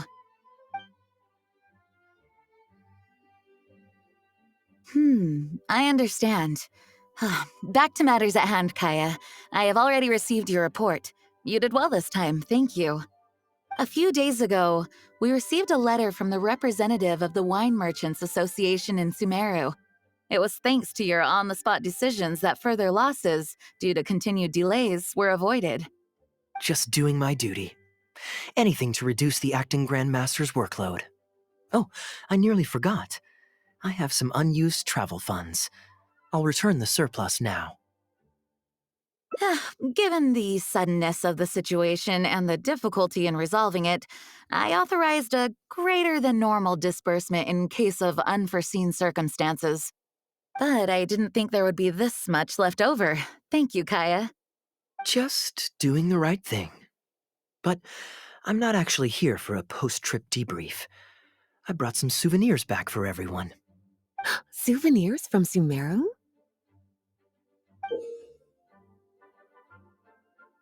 Here, the letter opener is for Jean, the jeweled brooch is for Lisa, and the items in the box are for everyone else. The artistry of this is exquisite. Look at the ornamentation on the sheath. This must be one of those crafts unique to Sumeru. It's my first time seeing one in person. Thank you, Kaeya. I love the color of the gem in this brooch, and the setting is so elegant. You have excellent taste, Kaeya. This can't have come cheap. It wasn't too bad. I didn't spend too much. Might I intrude a moment? Albedo, is that you? Come in. I finished the latest quarterly expenses report for the workshop. It's ready for your review. Traveler, greetings. And Kaeya, welcome back from Sumeru. Haven't seen you in a while. You two look like you're in good spirits. As a matter of fact, the honorary knight and I traveled back from Sumeru together. Ah, yes, and I brought some souvenirs for you and Klee. They form a set. Hold on, let me dig them out. You're too kind. Klee has been constantly inquiring as to the timing of your return lately. Since you weren't around, she thought you had also been grounded, and that it would be a long time before you could come out. Children always have the most peculiar way of looking at things. Also been grounded? Sounds like things haven't been too dull for you all in my absence. It's Klee's third time this month. Evidently, you're not the least bit surprised. No. On the contrary, what would be a surprise is if Klee ever managed to stay out of trouble for a substantial length of time. Anyway, since my souvenir is part of a set with Klee's, there's no rush to give it to me. When Klee's next, released, I'll bring her to see you sometime. We'll collect our souvenirs together. Sure, makes sense. Leave the surprise for the person who'll enjoy it the most. I'll leave these documents here. I'll take my leave now, everyone. Kaeya, I've approved your vacation request. Use this time to relax and unwind. Don't worry about the report and other work. I'll take care of it. You too, Honorary Knight. There isn't any work the Knights of Favonius require your assistance with at this time, so please take it easy. Thank you. Then we'll be going now. Enjoy your vacation. But don't forget to return the Fox and the Dandelion Sea series before it's due. Don't worry, I'm nearly done with those. I'll be able to return them in a few days.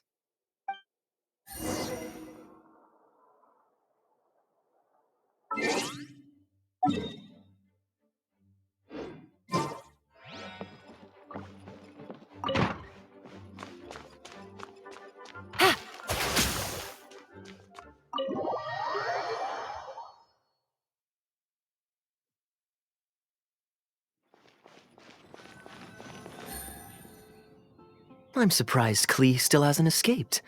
I taught her a few tricks just before I left. Kids will always have their moments of mischief, but to be able to grow up without a worry or care in the world is something truly precious. Well, now that all the gifts for the Knights of Favonius are with Jean, next up is... Ooh, how about we visit the Dawn Winery under the pretext of delivering souvenirs and try to score some free wine? It's been a long time since I last saw everyone there. Plus, it'll be the perfect time to treat you to some of their newest brews. Diluc should be there tomorrow since he has business to deal with. But then there's nothing scheduled for the day after tomorrow, so perhaps it'll be easier to get free wine then. What do you think? When should we go? That works. Then I guess we'll see Diluc. Let's meet at the front entrance of the Dawn Winery tomorrow.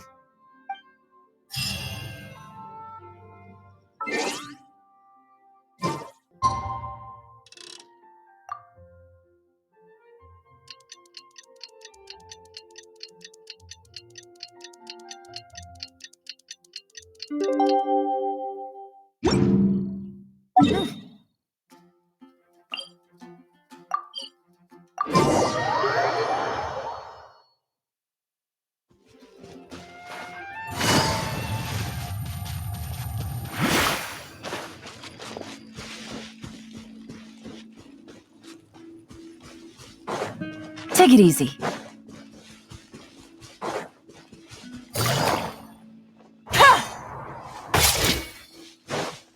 Take it easy.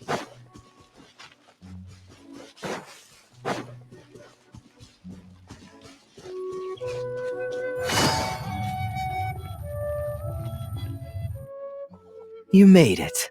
Come on, let's go inside. Brace yourself for some sour grapes.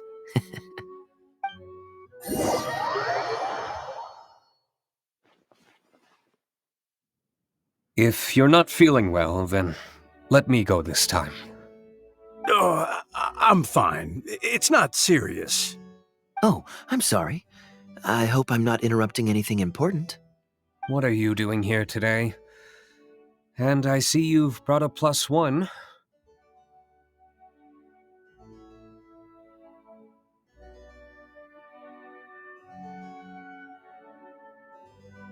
Oh, it's nothing particularly pressing. It's just that we recently returned from Sumeru, and given how long it's been since we last visited the winery, we thought we'd drop by and say hello. Is that it? Make yourselves comfortable then. Oh, do you really mean that? Because my definition of comfortable happens to involve prodigious amounts of your finest wines. Speaking of which, I'm curious where you store the wine these days. Is it the same place as it always used to be? Sounds like you're in a hurry to reach your goal. Been plotting this raid for a long time? Plotting a raid? Why, you misunderstand me. The truth is, a rumor happened to reach my ears recently. My informants tell me that last month, the Dawn Winery spent a large sum of mora on 2 bottles of limited edition Northland Valberry liquor. However, it turns out that they were likely just cheap knockoffs masquerading as the real thing. Of course, a teetotaler like yourself would struggle to tell the difference. So why not get a connoisseur to help you appraise the quality? Oh, wait, but the sterling reputation of Dawn Winery is at stake. Why, if you really purchased bootleg liquor, that would be scandalous. Better to have unknown and insignificant alcohol aficionados do the taste test for you, to prevent word getting out. Quite the story. You used that one last year. Got anything else? What? Really? I totally forgot. In that case, how about the principle of reciprocity? Here, this is for you. I bought it for you in Sumeru, and it cost a veritable mountain of mora.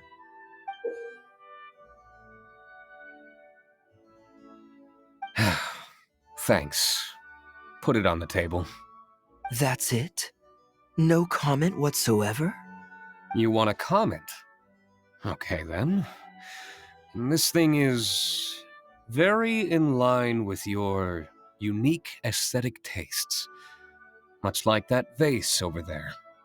Elzer, fetch a bottle of this year's newest batch from the warehouse, or else someone will keep blathering on with endless excuses. One moment, Master Kaeya. I shall fetch it immediately. What's wrong, Elzer? Are you okay? My throat is a bit raspy is all. It got better after I began taking medicine, but recently it flared up again. Other than a bit of difficulty breathing now and then, it's nothing to be concerned about. Many illnesses are caused by overwork. If you don't get enough rest, medicine alone won't solve the problem. Surely you should have long since handed over the work of the winery to Diluc by now. You can't keep being Diluc's butler. He's becoming a louse. Actually, most of the time he... Take some time off, Elzer. don't put it off any longer. I'll handle the guild matters. It's important to take care of your health. You have to take it seriously. And, cavalry captain, you would do well to remember that brevity is the soul of wit. Master Diluc, Master Kaeya, thank you both. Then I'll take my leave and rest for a few days. Enjoy your vacation. Though, before you officially clock out, let me head out the door with you. We can grab a few bottles on the way. There's nothing quite like enjoying a quality wine while feeling the gentle breeze against your face. Ah. Normally I'd accompany you, but unfortunately I still have some pressing matters to take care of. My apologies and regards to both of you. Really? Oh, that's a shame.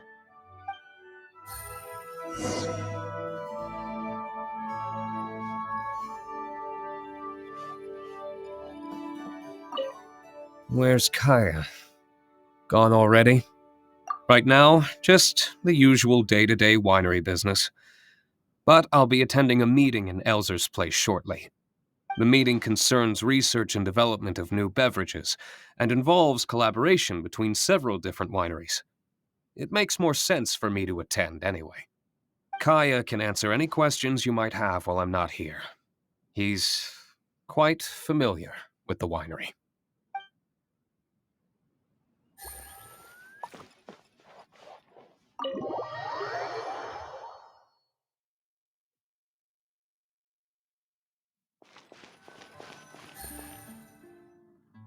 I asked Connor to select a bottle of our best. He'll bring it by shortly. You asked Connor? He hasn't seen you in a while. He's just happy to be able to do this for you. Considerate as ever. Ah, Elzer, I also brought you a gift. Here, this belt buckle's for you.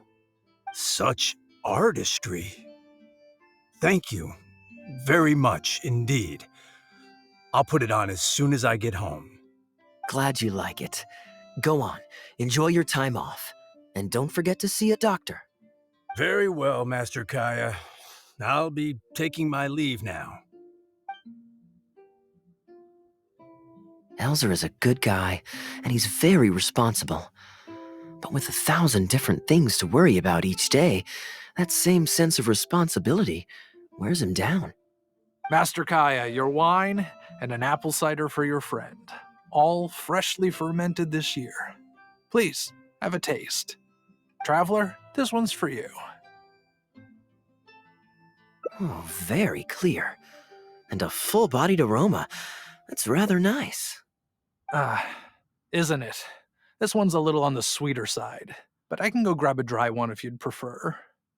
No need. Sweet is just fine. Let's drink one together. Don't mind if I do. I haven't caught up with you like this in a long time. We used to always pour the first glass for you when cracking open a new barrel. With you gone these past few years, I've had to drink it for you. Well, since it wasn't me harvesting the grapes, de-stemming, or crushing them, it's much more fitting that you should take the first taste. It's an important step in the winemaking process. After harvesting the grapes, the stems have to be removed prior to fermentation, or they'll affect the quality. If you'd like, Traveler, you can help us harvest some grapes. Winemaking can be quite a lot of fun. It isn't nearly as exciting as he makes it sound. Your back will be in so much pain after picking grapes that you won't be able to stand up straight. Master Kaeya is right. Harvesting grapes is back-breaking labor. But seeing the grapes turn into grape juice, then ferment into wine, it's a fascinating experience. And every person at the winery should have a chance to share in it. Wait, so Diluc actually helps you with the winemaking? Oh, goodness no. Master Diluc is far too busy, not just during the day, but even at night. Oh? And just what is Diluc always so busy with? Well, come nightfall, he's always out there, networking, and so on. Master Kaeya, you may be surprised to learn just what lengths Master Diluc is willing to go to for the sake of the business. Connor, you're an awful liar. I hate to see you struggle. Oh, so Master Kaeya, how do you like your drink? I remember you weren't very interested in wine when you were young. That was because the adults said children weren't allowed even a drop. Don't you remember how much trouble Diluc got in that time he snuck a drink? Ah, yes, of course. Adeland even covered for the two of you. But on a serious note, having grown up at a winery, I spent my childhood watching Tunner plant the grape seeds, waiting for them to ripen on the vine, harvesting them together, and waiting for the alcohol to ferment. Even though I couldn't help with making distilled spirits, watching everyone work was fascinating. How could anyone not love to drink with a childhood like that? So, let us raise a glass to wine itself, and in thanks to the gracious hospitality the winery has shown us today. Here, here, to Dawn Winery. Speaking of wine, Connor, I have a gift for you. It's a decanter set from Sumeru. I get a present too? Thank you, Master Kaeya. Time really does fly. I still remember the days when everyone was giving you gifts at your birthday parties when you were young. Now I have wrinkles and Tunner's bent double, while Master Kaeya is the cavalry captain of the Knights of Favonius. How is Tunner holding up? He's still tough, but getting on in years, so some things just aren't as easy as they were.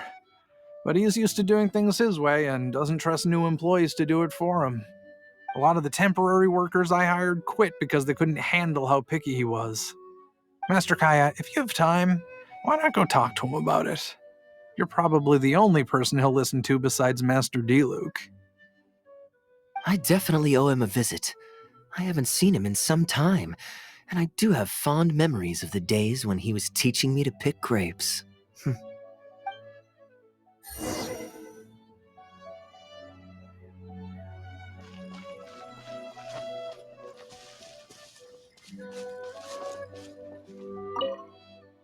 Busy day today, Tunner? Oh, Master Kaeya, you're back. No, I'm not at all busy. I just spend my hours watching the grapes growing on the vine. They're growing wonderfully this year. A few rows are almost ripe. We've already begun harvesting them these past few days, so that'll keep me occupied. Sit, sit.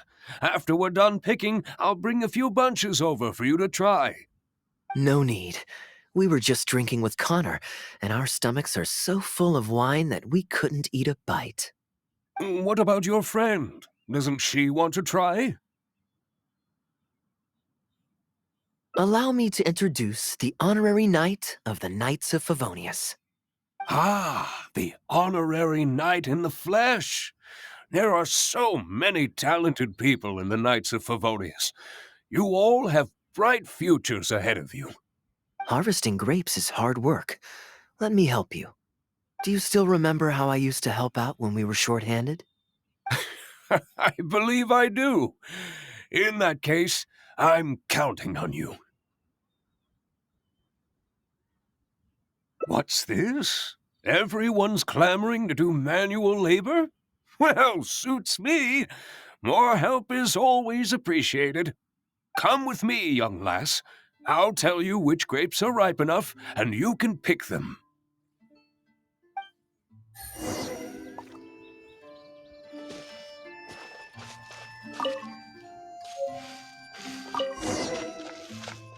Ooh, you have nimble hands, lassie. Master Kaeya wasn't nearly so careful when he was young. He mangled so many his first time.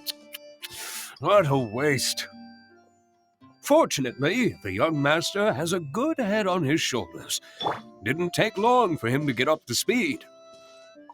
And now he's turned into such an outstanding young man, polite and kind. If I had a son as exceptional as Kaeya, oh, I would be the happiest man in Mondstadt.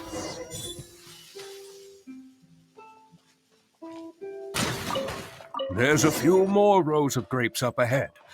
Let's finish picking them together. Cap.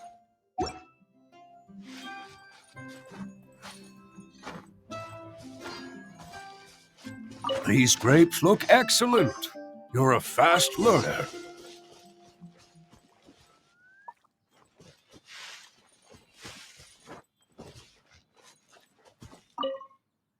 I'll take them.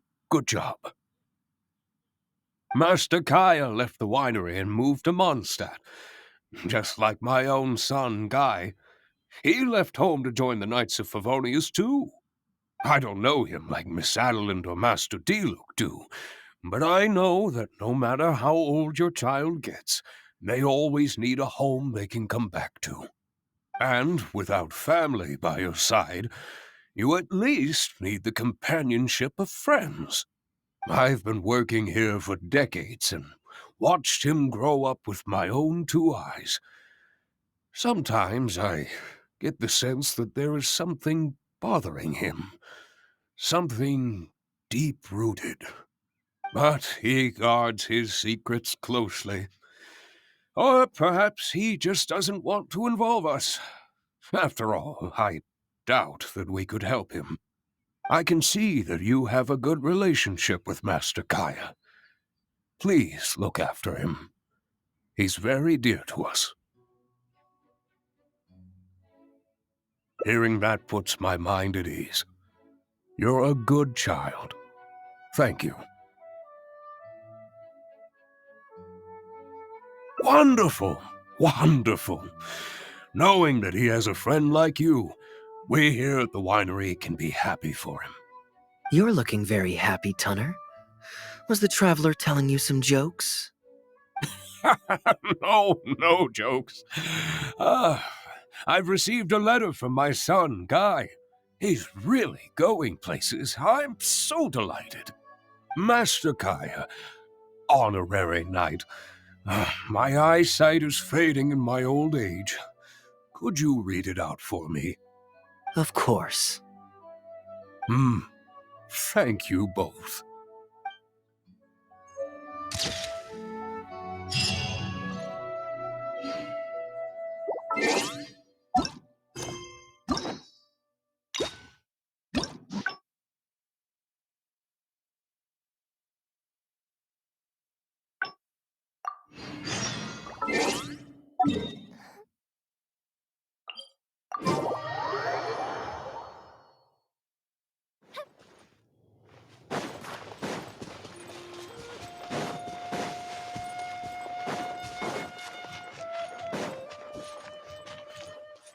Fire hazard!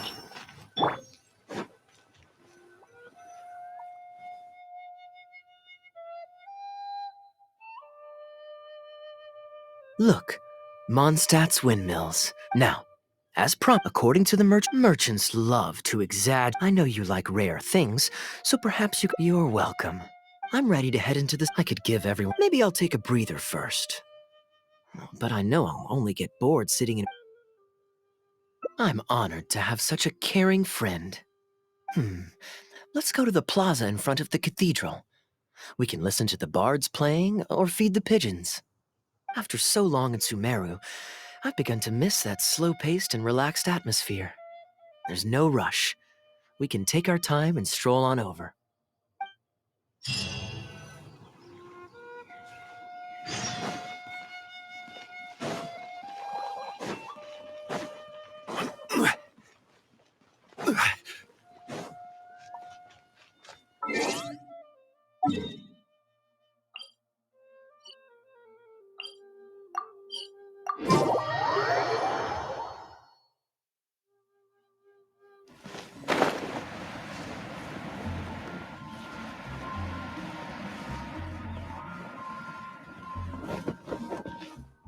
Port Ormos is always lively, even late into the night.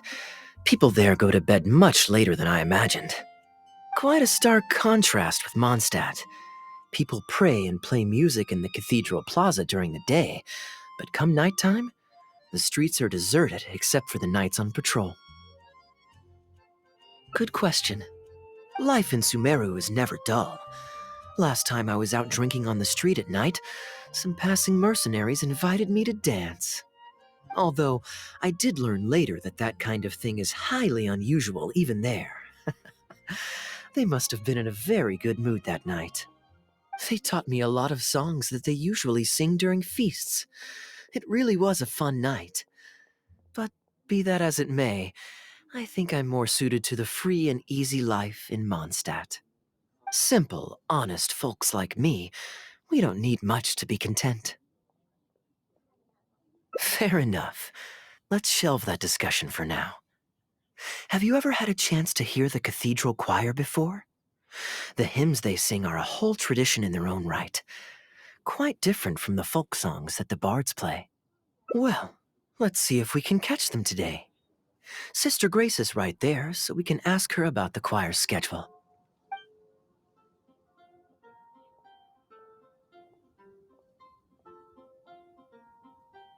Excuse me, Sister Grace. Does the church choir have any performances coming up soon? Oh, I'm so sorry. The hymn concert we previously announced has unfortunately been pushed back. Oh? What's the story there? As you probably know, Captain Kaeya, we've been trying to organize an amateur choir in addition to the regular church choir. Ah, yes. I heard about that. I believe the plan was ultimately to have different choirs who can take turns to perform hymn concerts. Yes, exactly.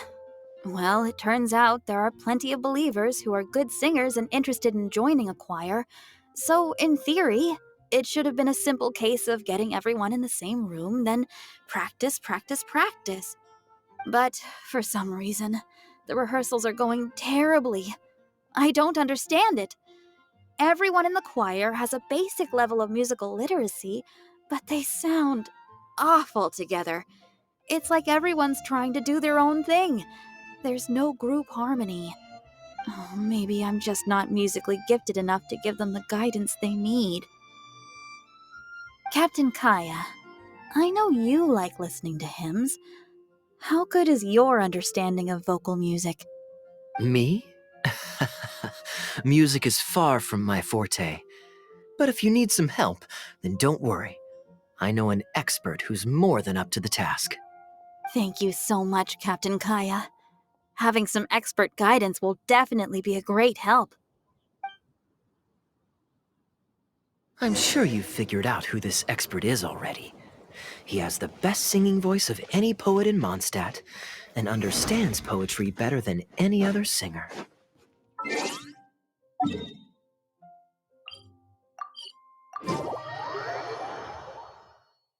Plus, he's exceptionally easy to find. 9 out of 10 times, he's in the tavern.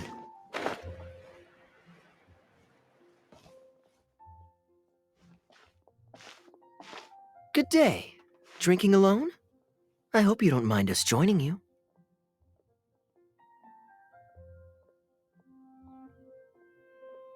Hello, hello!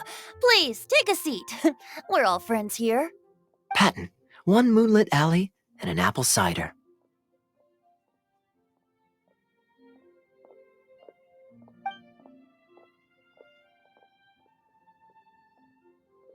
Ooh, excellent choices. Come on, let's have a toast and drain our glasses together. Here's to the time spent drinking with friends, which is more unforgettable than the drinks are delectable. Ever the poet, Professor Venti. A beautiful toast from the bard with the most. Any new songs of yours we could listen to?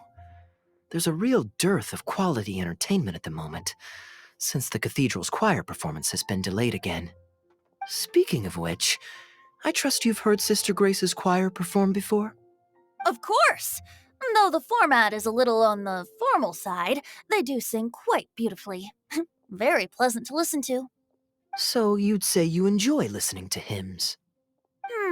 Let me think. Well, however it's expressed, as long as you can hear the singer's passion and joy in their voice, I consider it a phenomenal performance. Passion and joy, huh? An intriguing perspective. By this logic, I suppose Lord Barbados would also enjoy the choir's performances. Oh? And why is that? Think about it.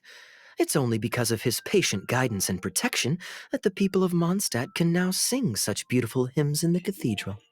It must be quite satisfying for him to hear a joyful people lift up their voices in song. Yes, well, that's a beautiful image filled with hope. But actually, maybe Barbados himself doesn't give it so much thought. In principle, the hymns of the cathedral are dedicated to a god, but in reality, the audience are all ordinary people with very worldly concerns. So what really matters is that the people enjoy what they're listening to. If Sister Grace was able to see things that way, perhaps she wouldn't feel so distressed. Huh? Distressed? About what? Ugh, she might be asking a bit too much. To be honest, if they have a natural talent for music, they should just be allowed to sing whatever they want. It'll all sound good. I'm pretty sure the first people to sing songs to the Animal Archon weren't all singing the same tune. Besides, he is the god of freedom. Surely he'd prefer to hear Mondstadters sing their hearts out however comes naturally to them. Well, to each their own, I say. But Sister Grace seems quite bothered by the whole thing. If only a kind soul with a deep understanding of poetry and music could help her. Patton? More drinks? Uh-oh. I only brought enough money for one bottle today. I'll have to pass. Another bottle of apple cider for Venti, please, Patton. My treat. Wow! Thanks, Kaeya. You were one of the finest students ever to emerge from my fast-track love poetry class. I always did admire your enthusiasm and kindness. With the aid of this bottle, a humble bard's woes are whisked away on the wind. And so it falls to this humble bard to pass the blessing on to another. Then this is probably the single most worthwhile alcohol purchase I've ever made. With your help, Sister Grace's problems are as good as solved. Sister Grace is a devout follower of the Animo Archon. Perhaps it's her depth of devotion that causes her to worry too much about the smallest things. Don't worry. Just wait a moment. I'll go find her. Right after I finish this cider. The next time you visit her, our sweet sister shall be sad no more.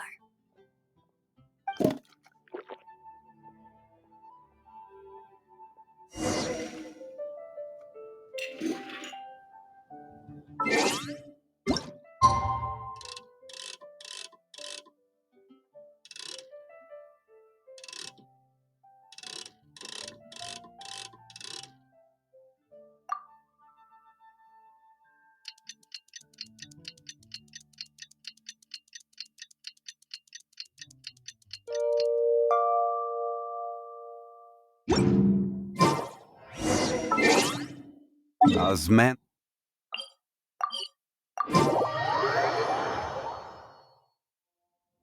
Boats are made for transferring commodities back and forth, and those that come across Lior tend to stay a while.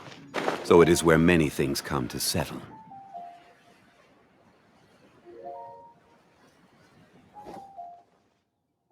Hello, Sister Grace.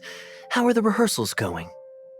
Captain Kaeya, your bard friend has a few suggestions that are somewhat fanciful in nature. Fanciful in the sense of not worth adopting? Is that what you mean? Everyone in the choir loves to sing, but they're used to singing their favorite songs. Suddenly asking them to sing in perfect harmony like a church choir with years of experience is just too difficult.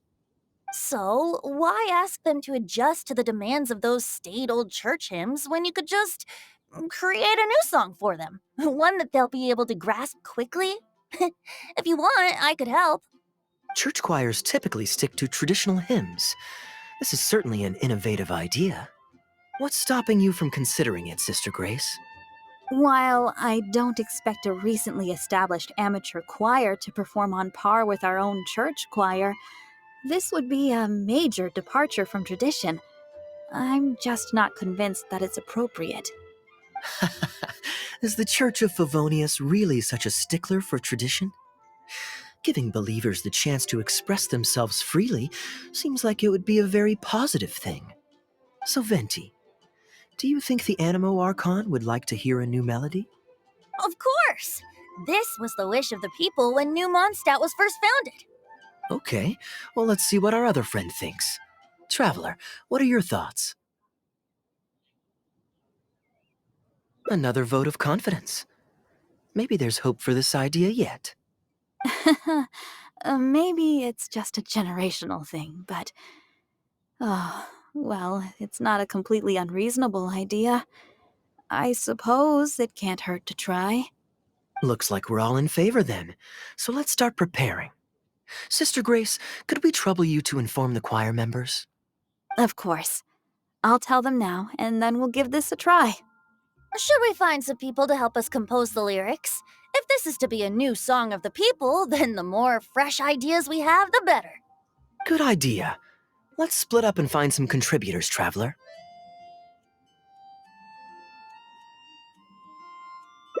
Let me think. Since we're composing a song, we should try and recruit at least one person who understands music. Aha, I know. Sister Grace, how would you feel about us asking Sister Barbara to provide her input? Given that the idea is to write a song dedicated to Lord Barbados, I'm sure Sister Barbara would be very willing. Perfect. Traveler, why don't you head into the cathedral and invite Sister Barbara to join us? I'll look for another friend who's interested in helping us.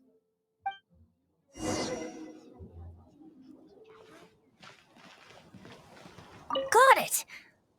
With this melody, it'll be much more expressive.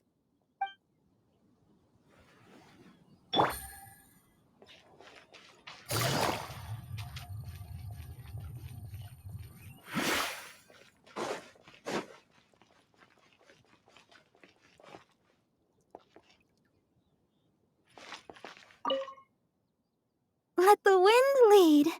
Traveler, it's been a long time since I last saw you in the cathedral. Please, don't be shy. Go right ahead. Oh, I see. What an interesting idea.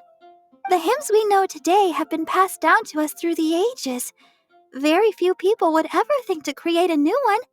But as long as we put our hearts into it and write with reverence and devotion, perhaps our new song can become part of the tradition that is passed on and bring joy to future generations. I never imagined that the bard would come up with such an amazing suggestion.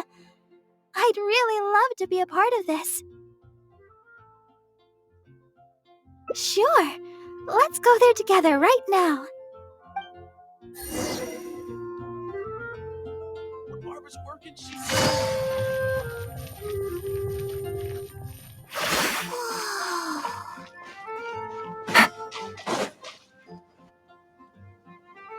Ah, you're here.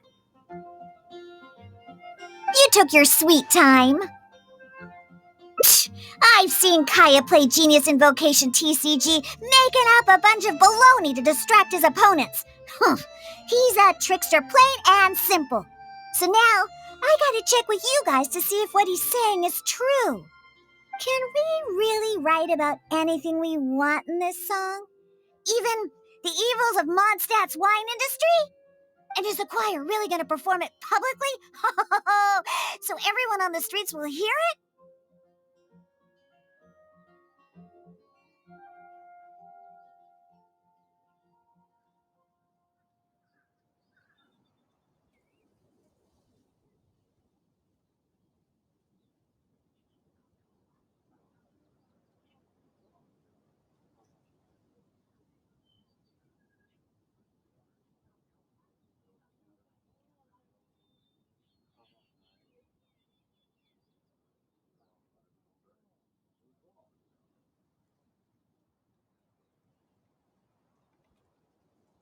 I don't think anything's off limits.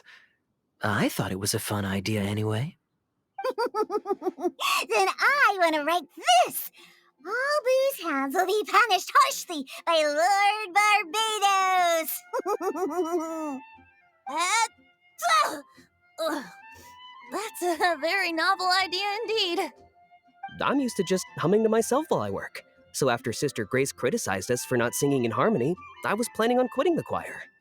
I never thought we'd be able to just sing what we wanted. What a relief.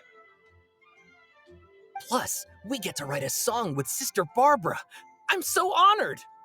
Thank you, everyone. Why don't we start by picking a theme for this song? I agree.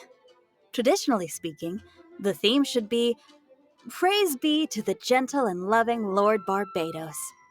I expect that Professor Venti might feel that topic is overdone and lacks originality, and that it may not be to Lord Barbados's liking. That's Kaeya for you. Got it in one. I'd suggest that everyone start by thinking of the little things in life that bring you joy. Ooh, well, then can I praise the perfect fish head soup my mom cooked last night? Of course you can. I think I'd like to rejoice in the precious days spent together with family. Let us praise Mondstadt, the city that allows us to sing freely. See? Already we have lots of wonderful ideas. Let's write them down, and then Kaeya can... Kaeya?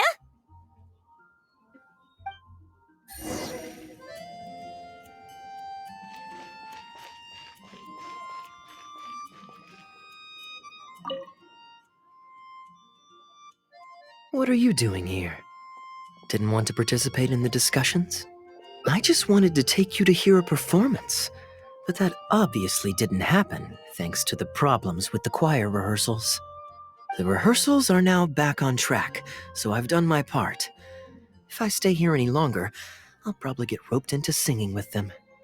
I'd rather it didn't come to that. My songwriting abilities are limited. If doing nothing but loitering on the plaza enjoying the scenery all day is the only way to relax, then I suppose I didn't get to relax. But that would get boring after a while. To me, it's more fun to wander around, see what's happening, and insert myself into interesting situations. Besides, can you be so sure I didn't have something to gain from helping Sister Grace with her choir rehearsal dilemma these past few days? Oh, I spy 2 naughty students skipping class, and they just so happen to be the very 2 who asked me to help Sister Grace in the first place. We're ready to review and discuss everyone's lyric contributions now. Hey, why is it that you look like you're trying to run away? I still recall the teachings of Professor Venti. The Animo Archon cares not about how moving the people's songs of praise are, but rather whether or not the song comes from the heart. With so many true believers gathered together earnestly writing a song for him, I'm sure the Animo Archon is watching on and feels very satisfied. That's what a song of worship is all about. So, mission accomplished. And that's the reason you've decided to leave? Slipping away before the final verse is sung, before the poet has uttered the last line, before everything has concluded. I don't know. Something about it just resonates with me. Oh no, you've seen right through me. Wow, that was a craftily crafted speech. I almost fell for it. But to share all this with a group of friends, only to find myself one friend short before the final verse is sung, before the poet has uttered the last line, before everything has concluded, I don't know. Something about it just irritates me. If you don't want to write a poem, then let me gift you one.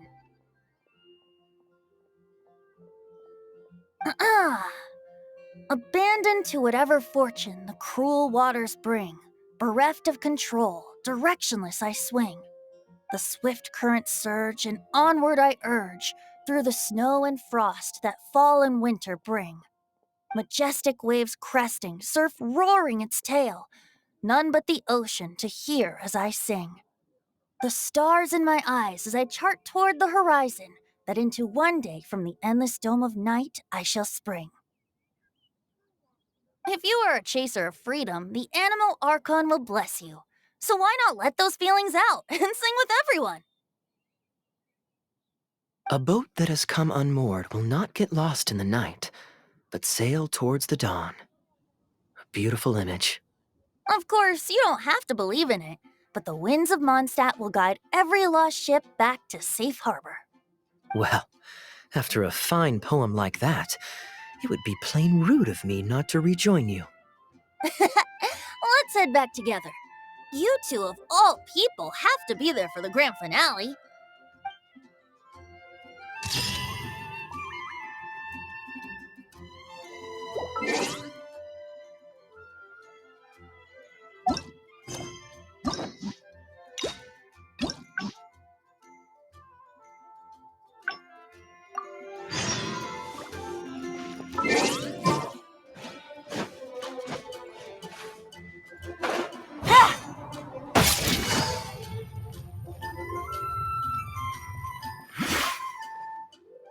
I'm surprised Klee still hasn't escaped. I thought kids will always have their moments of... Well, how... Diluc should be there tomorrow since he has business to deal with. But then what do you think? When should we go? Great, then it's settled. Let's meet the day after tomorrow at the front entrance of the Dawn Winery.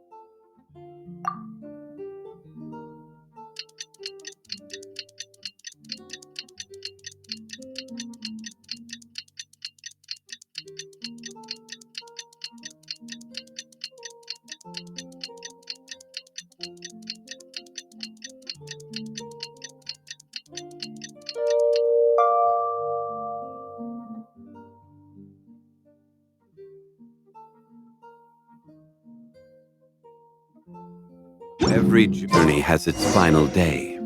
Don't rush. You're more punctual than I expected. Let's head inside.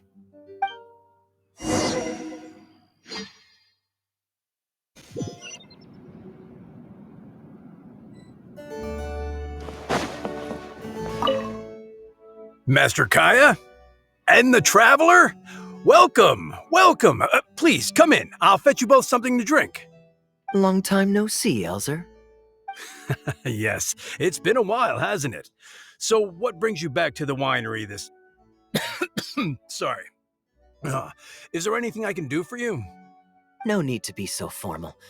I just returned from Sumeru and dropped by to see you all.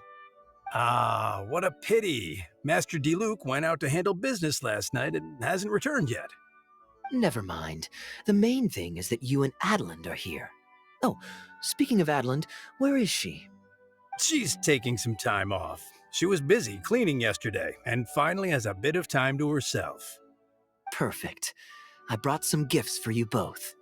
Here, this belt buckle is for you. My goodness, it's exquisite. Thank you, Master Kaeya. I'll treasure it. Would you like anything to drink? We recently finished making a new batch of dandelion wine. Well, what perfect timing. I was just wondering how this year's batch was coming along. Let me fetch a barrel and have someone deliver it to the Knights of Favonius headquarters for you. Oh, I won't be needing an entire barrel.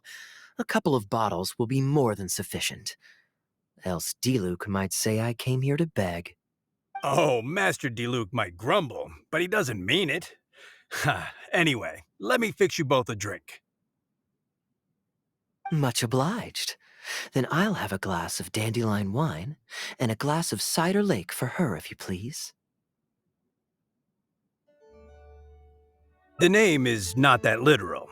It is a drink with virtually no alcoholic content, as Master Kaeya will be aware.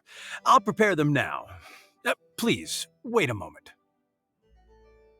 Strictly speaking, that's not entirely true. Cider Lake does have a tiny amount of alcohol in it. Please, enjoy.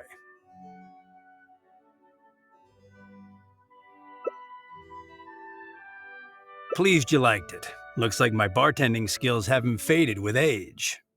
How have you been recently? Is the winery's business doing well?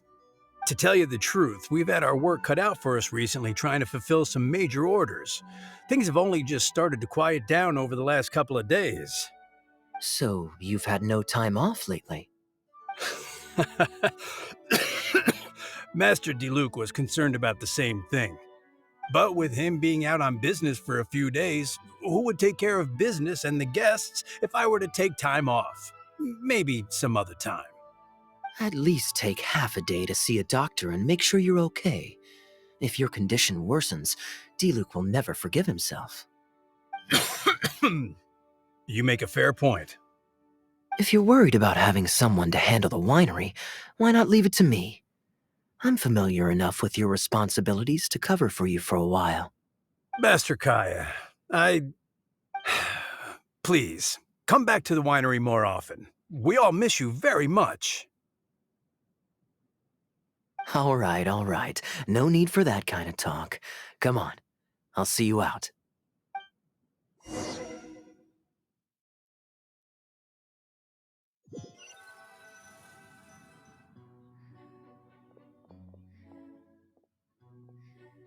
While I'm resting, I shall leave Dawn Winery in your hands.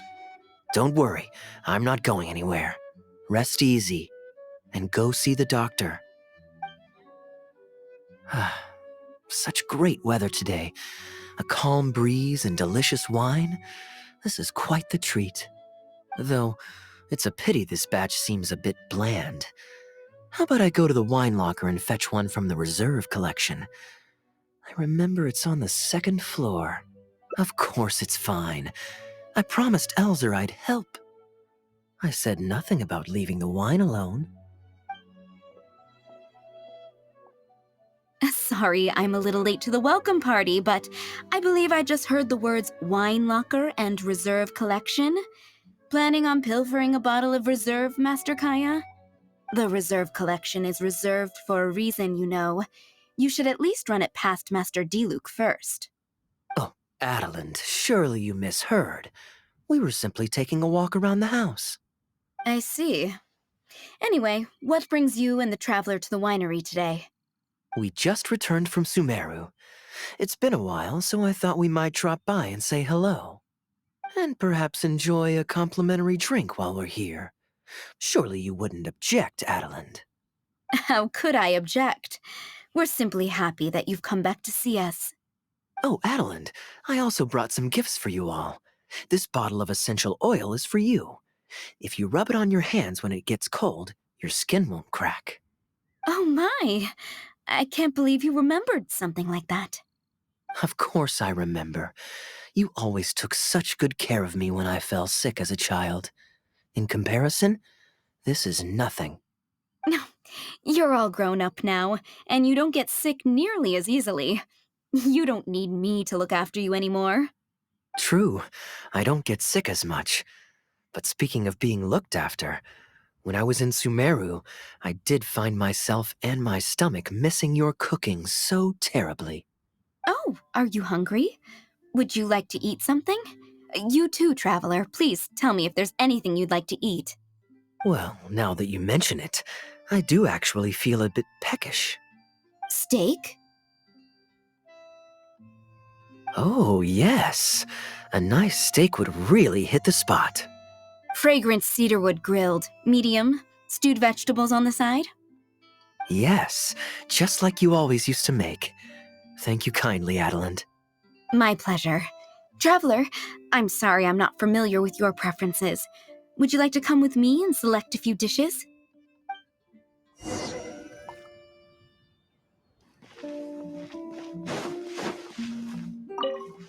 Grilling the steak over fragrant cedarwood infuses it with more flavor than pan-frying it. It's a favorite of Master Kaeya's. Since using an open flame to grill indoors is somewhat inconvenient, we usually set up a grill outdoors. It's perfect for grilling meat, but you can also use it to make stews. I can offer you a satisfying salad, cold cut platter, and anything stewed. What would you prefer, traveler? Okay, right away. Master Kaeya really likes stewed vegetables, but it takes the most time. So I'll start making that first and then prepare your meal once that's underway. Of course!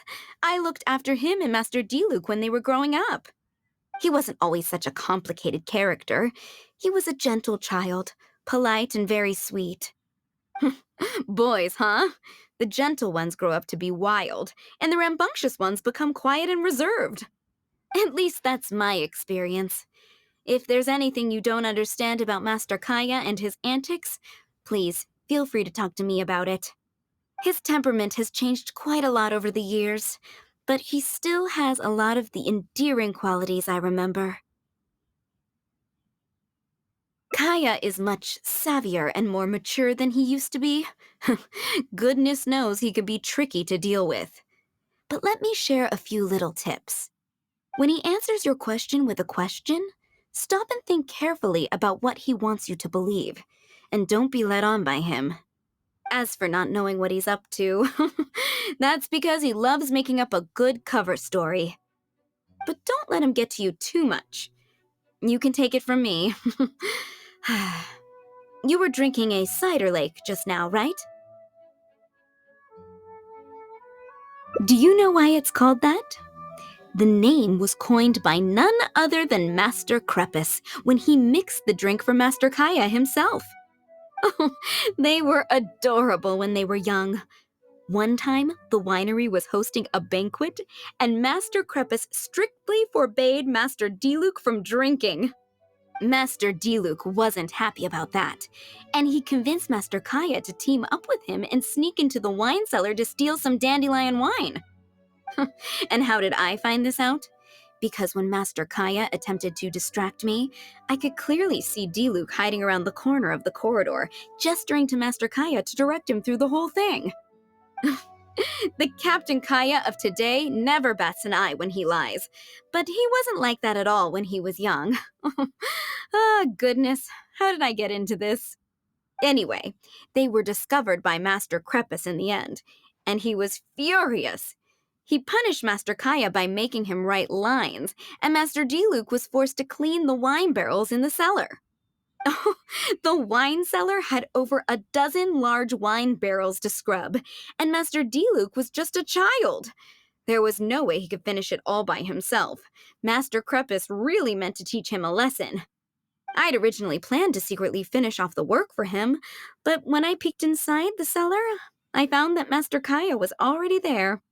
He and I finished scrubbing the remaining barrels when Master Crepus saw that the bruises on Master Kaeya's hands were even darker than those on Master Diluc's hands. He instantly understood the situation. Master Crepus wasn't stern by nature, so to comfort Master Kaeya, he mixed him a drink and added a few drops of alcohol just so he could have a little taste. So you see, Kaeya was a gentle child and never one to boast about the things he did for other people. Sometimes he'd even deny it if asked. His friends have a special place in his heart, even if he keeps this to himself. Kaeya's quite a smooth talker these days, but I can tell that his habit of quietly helping others hasn't changed. Ah, good.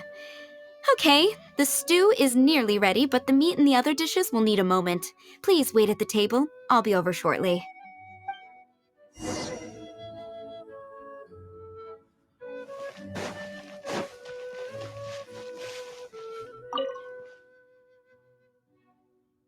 Drinking fine wine, eating Adeline's steak? Ah, now this is what I call a vacation. Oh, what has Adeline been telling you? So she told the good stories. Well, shucks, now I'm embarrassed. Food's ready. I hope you're hungry.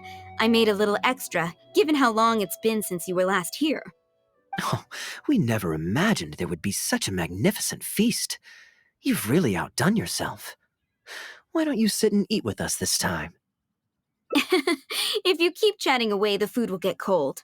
I'll wait here. Please call me if you need anything. I'm afraid that just won't do, Adeland. I'm serious. We get together so rarely. Can't you bend the house rules just this once? After all, I don't live here anymore, so I'm just a regular guest. You aren't going to refuse your honored guest this small request, are you? Since it's you, Master Kaeya, I see no choice but to honor your request. I know that us sharing a meal is a sign of our close relationship, but this is technically against the rules for a maid, so please forgive me for rebuffing you at first. I didn't mean to sound rude. Traveler, given how petty Master Kaeya can be, it must be hard for him to make friends. Does he have any friends in the Knights of Favonius? See, I do have a way with people, and now I have her here to back me up. Hello, everyone. Pardon me, but is this Dawn Winery? I'm Guangzhe, a guard with the Secure Transport Agency under the Leo Communications Office. Here's my card. No wonder Elzer felt so strongly about staying. He certainly wasn't kidding about how busy it is. Mr. Guangzhe, a pleasure to make your acquaintance. The pleasure is all mine. The Secure Transport Agency has worked with your fine establishment in the past, though we have only corresponded through letters. I always found it a great pity that I, the overseer of our cooperation, have never had the occasion to visit in person. Why don't we go inside to discuss the details? No doubt the conversation will flow better with some of our wines to taste. Adeland, we'll continue our discussion later. Could you fetch some apple cider for the three of us? Certainly, Master Kaeya. Please wait a moment.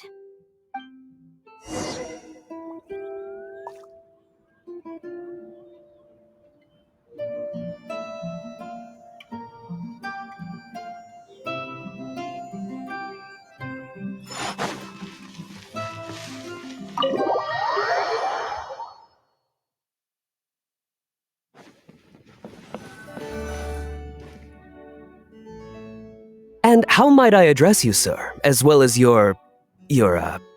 Just Kaeya is fine. I'm standing in today for Elzer, who usually manages the winery's business, and this is my good friend.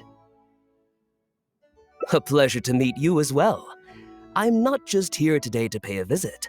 I actually have an invitation for Master Diluc to cut the ribbon at a ceremony to celebrate our agency's business. Our collaboration with Dawn Winery last year was quite successful, and I was curious about your product shipment plans for the next quarter. If it's no trouble, please, also mention to Master Diluc that our agency has expanded this year, so if the winery has any additional needs, please consider us. Master Kaeya, the apple cider you requested. Master? Wait, pardon my foolishness, but might I inquire as to your relation to Dawn Winery? I'm Master Crepus's adopted son, and Master Diluc's brother. However, as a serving captain with the Knights of Favonius, I am rarely at the winery. My mistake. I apologize for not realizing earlier. I do hope I have not done you a discourtesy. You may have misunderstood, Mr. Guangzhe. Though I am Master Diluc's brother, I don't actually live at Dawn Winery. I'm also a guest here today. I'm merely here receiving guests due to Elzer being temporarily indisposed. But please, don't worry. I will be sure to extend your invitation to Master Diluc. Thank you for your graciousness. I knew the Dawn Winery's wines were delicious, but I am only now discovering how wonderful the apple cider is. It has a clear and inviting fragrance. In addition to the apple cider, the winery has an extensive collection of reserve wines and liquors. I see you are also a connoisseur of fine wines, so it would be a shame not to sample some. Adeland, please fetch a bottle from the reserve collection in the second floor wine locker. As you wish, Master. Thank you again for your most gracious hospitality. Today's trip was very fruitful. Now, allow your humble servant to take his leave. Please, it was a pleasure. Here's hoping we'll have a chance to share some more fine wines together in the future. The guest has left, Master Kaeya. It's no skin off my nose. Master Diluc may have a few choice words when he learns of the situation, but that's all. All I really wanted to say is, you will always be a part of the Dawn Winery family, Master Kaeya. I have never considered you an outsider. No matter when, if you ever feel tired, you'll always be welcome here. I understand, Adelind. Oh, now this is a busy day. Who's at the door this time? Hello, everyone. I'm back. Now that was fast. How are you feeling? The doctor said there was nothing to worry about. I just need some rest. But on the way back, I met someone who was looking for Master Kaeya. Kaeya! Shh! Klee's here to rescue you. Come on! Let's escape. Ah! Miss Honorary Knight! Are you grounded with Kaeya too? Grounded? Yes, Albedo was saying something about that. Sumeru was fun, but it can't compare with Mondstadt. So here we are. You two must have done something to make Jean mad, but that's okay. Kaeya has rescued Klee loads of times before, so when Albedo told me you came back, I went and said sorry to Jean. Kaeya, you're free now! We can go play together again! Oh, if my memory serves me correctly, this child is... This is a fully qualified Knight of Favonius, Klee. Hello, miss. I'm Klee.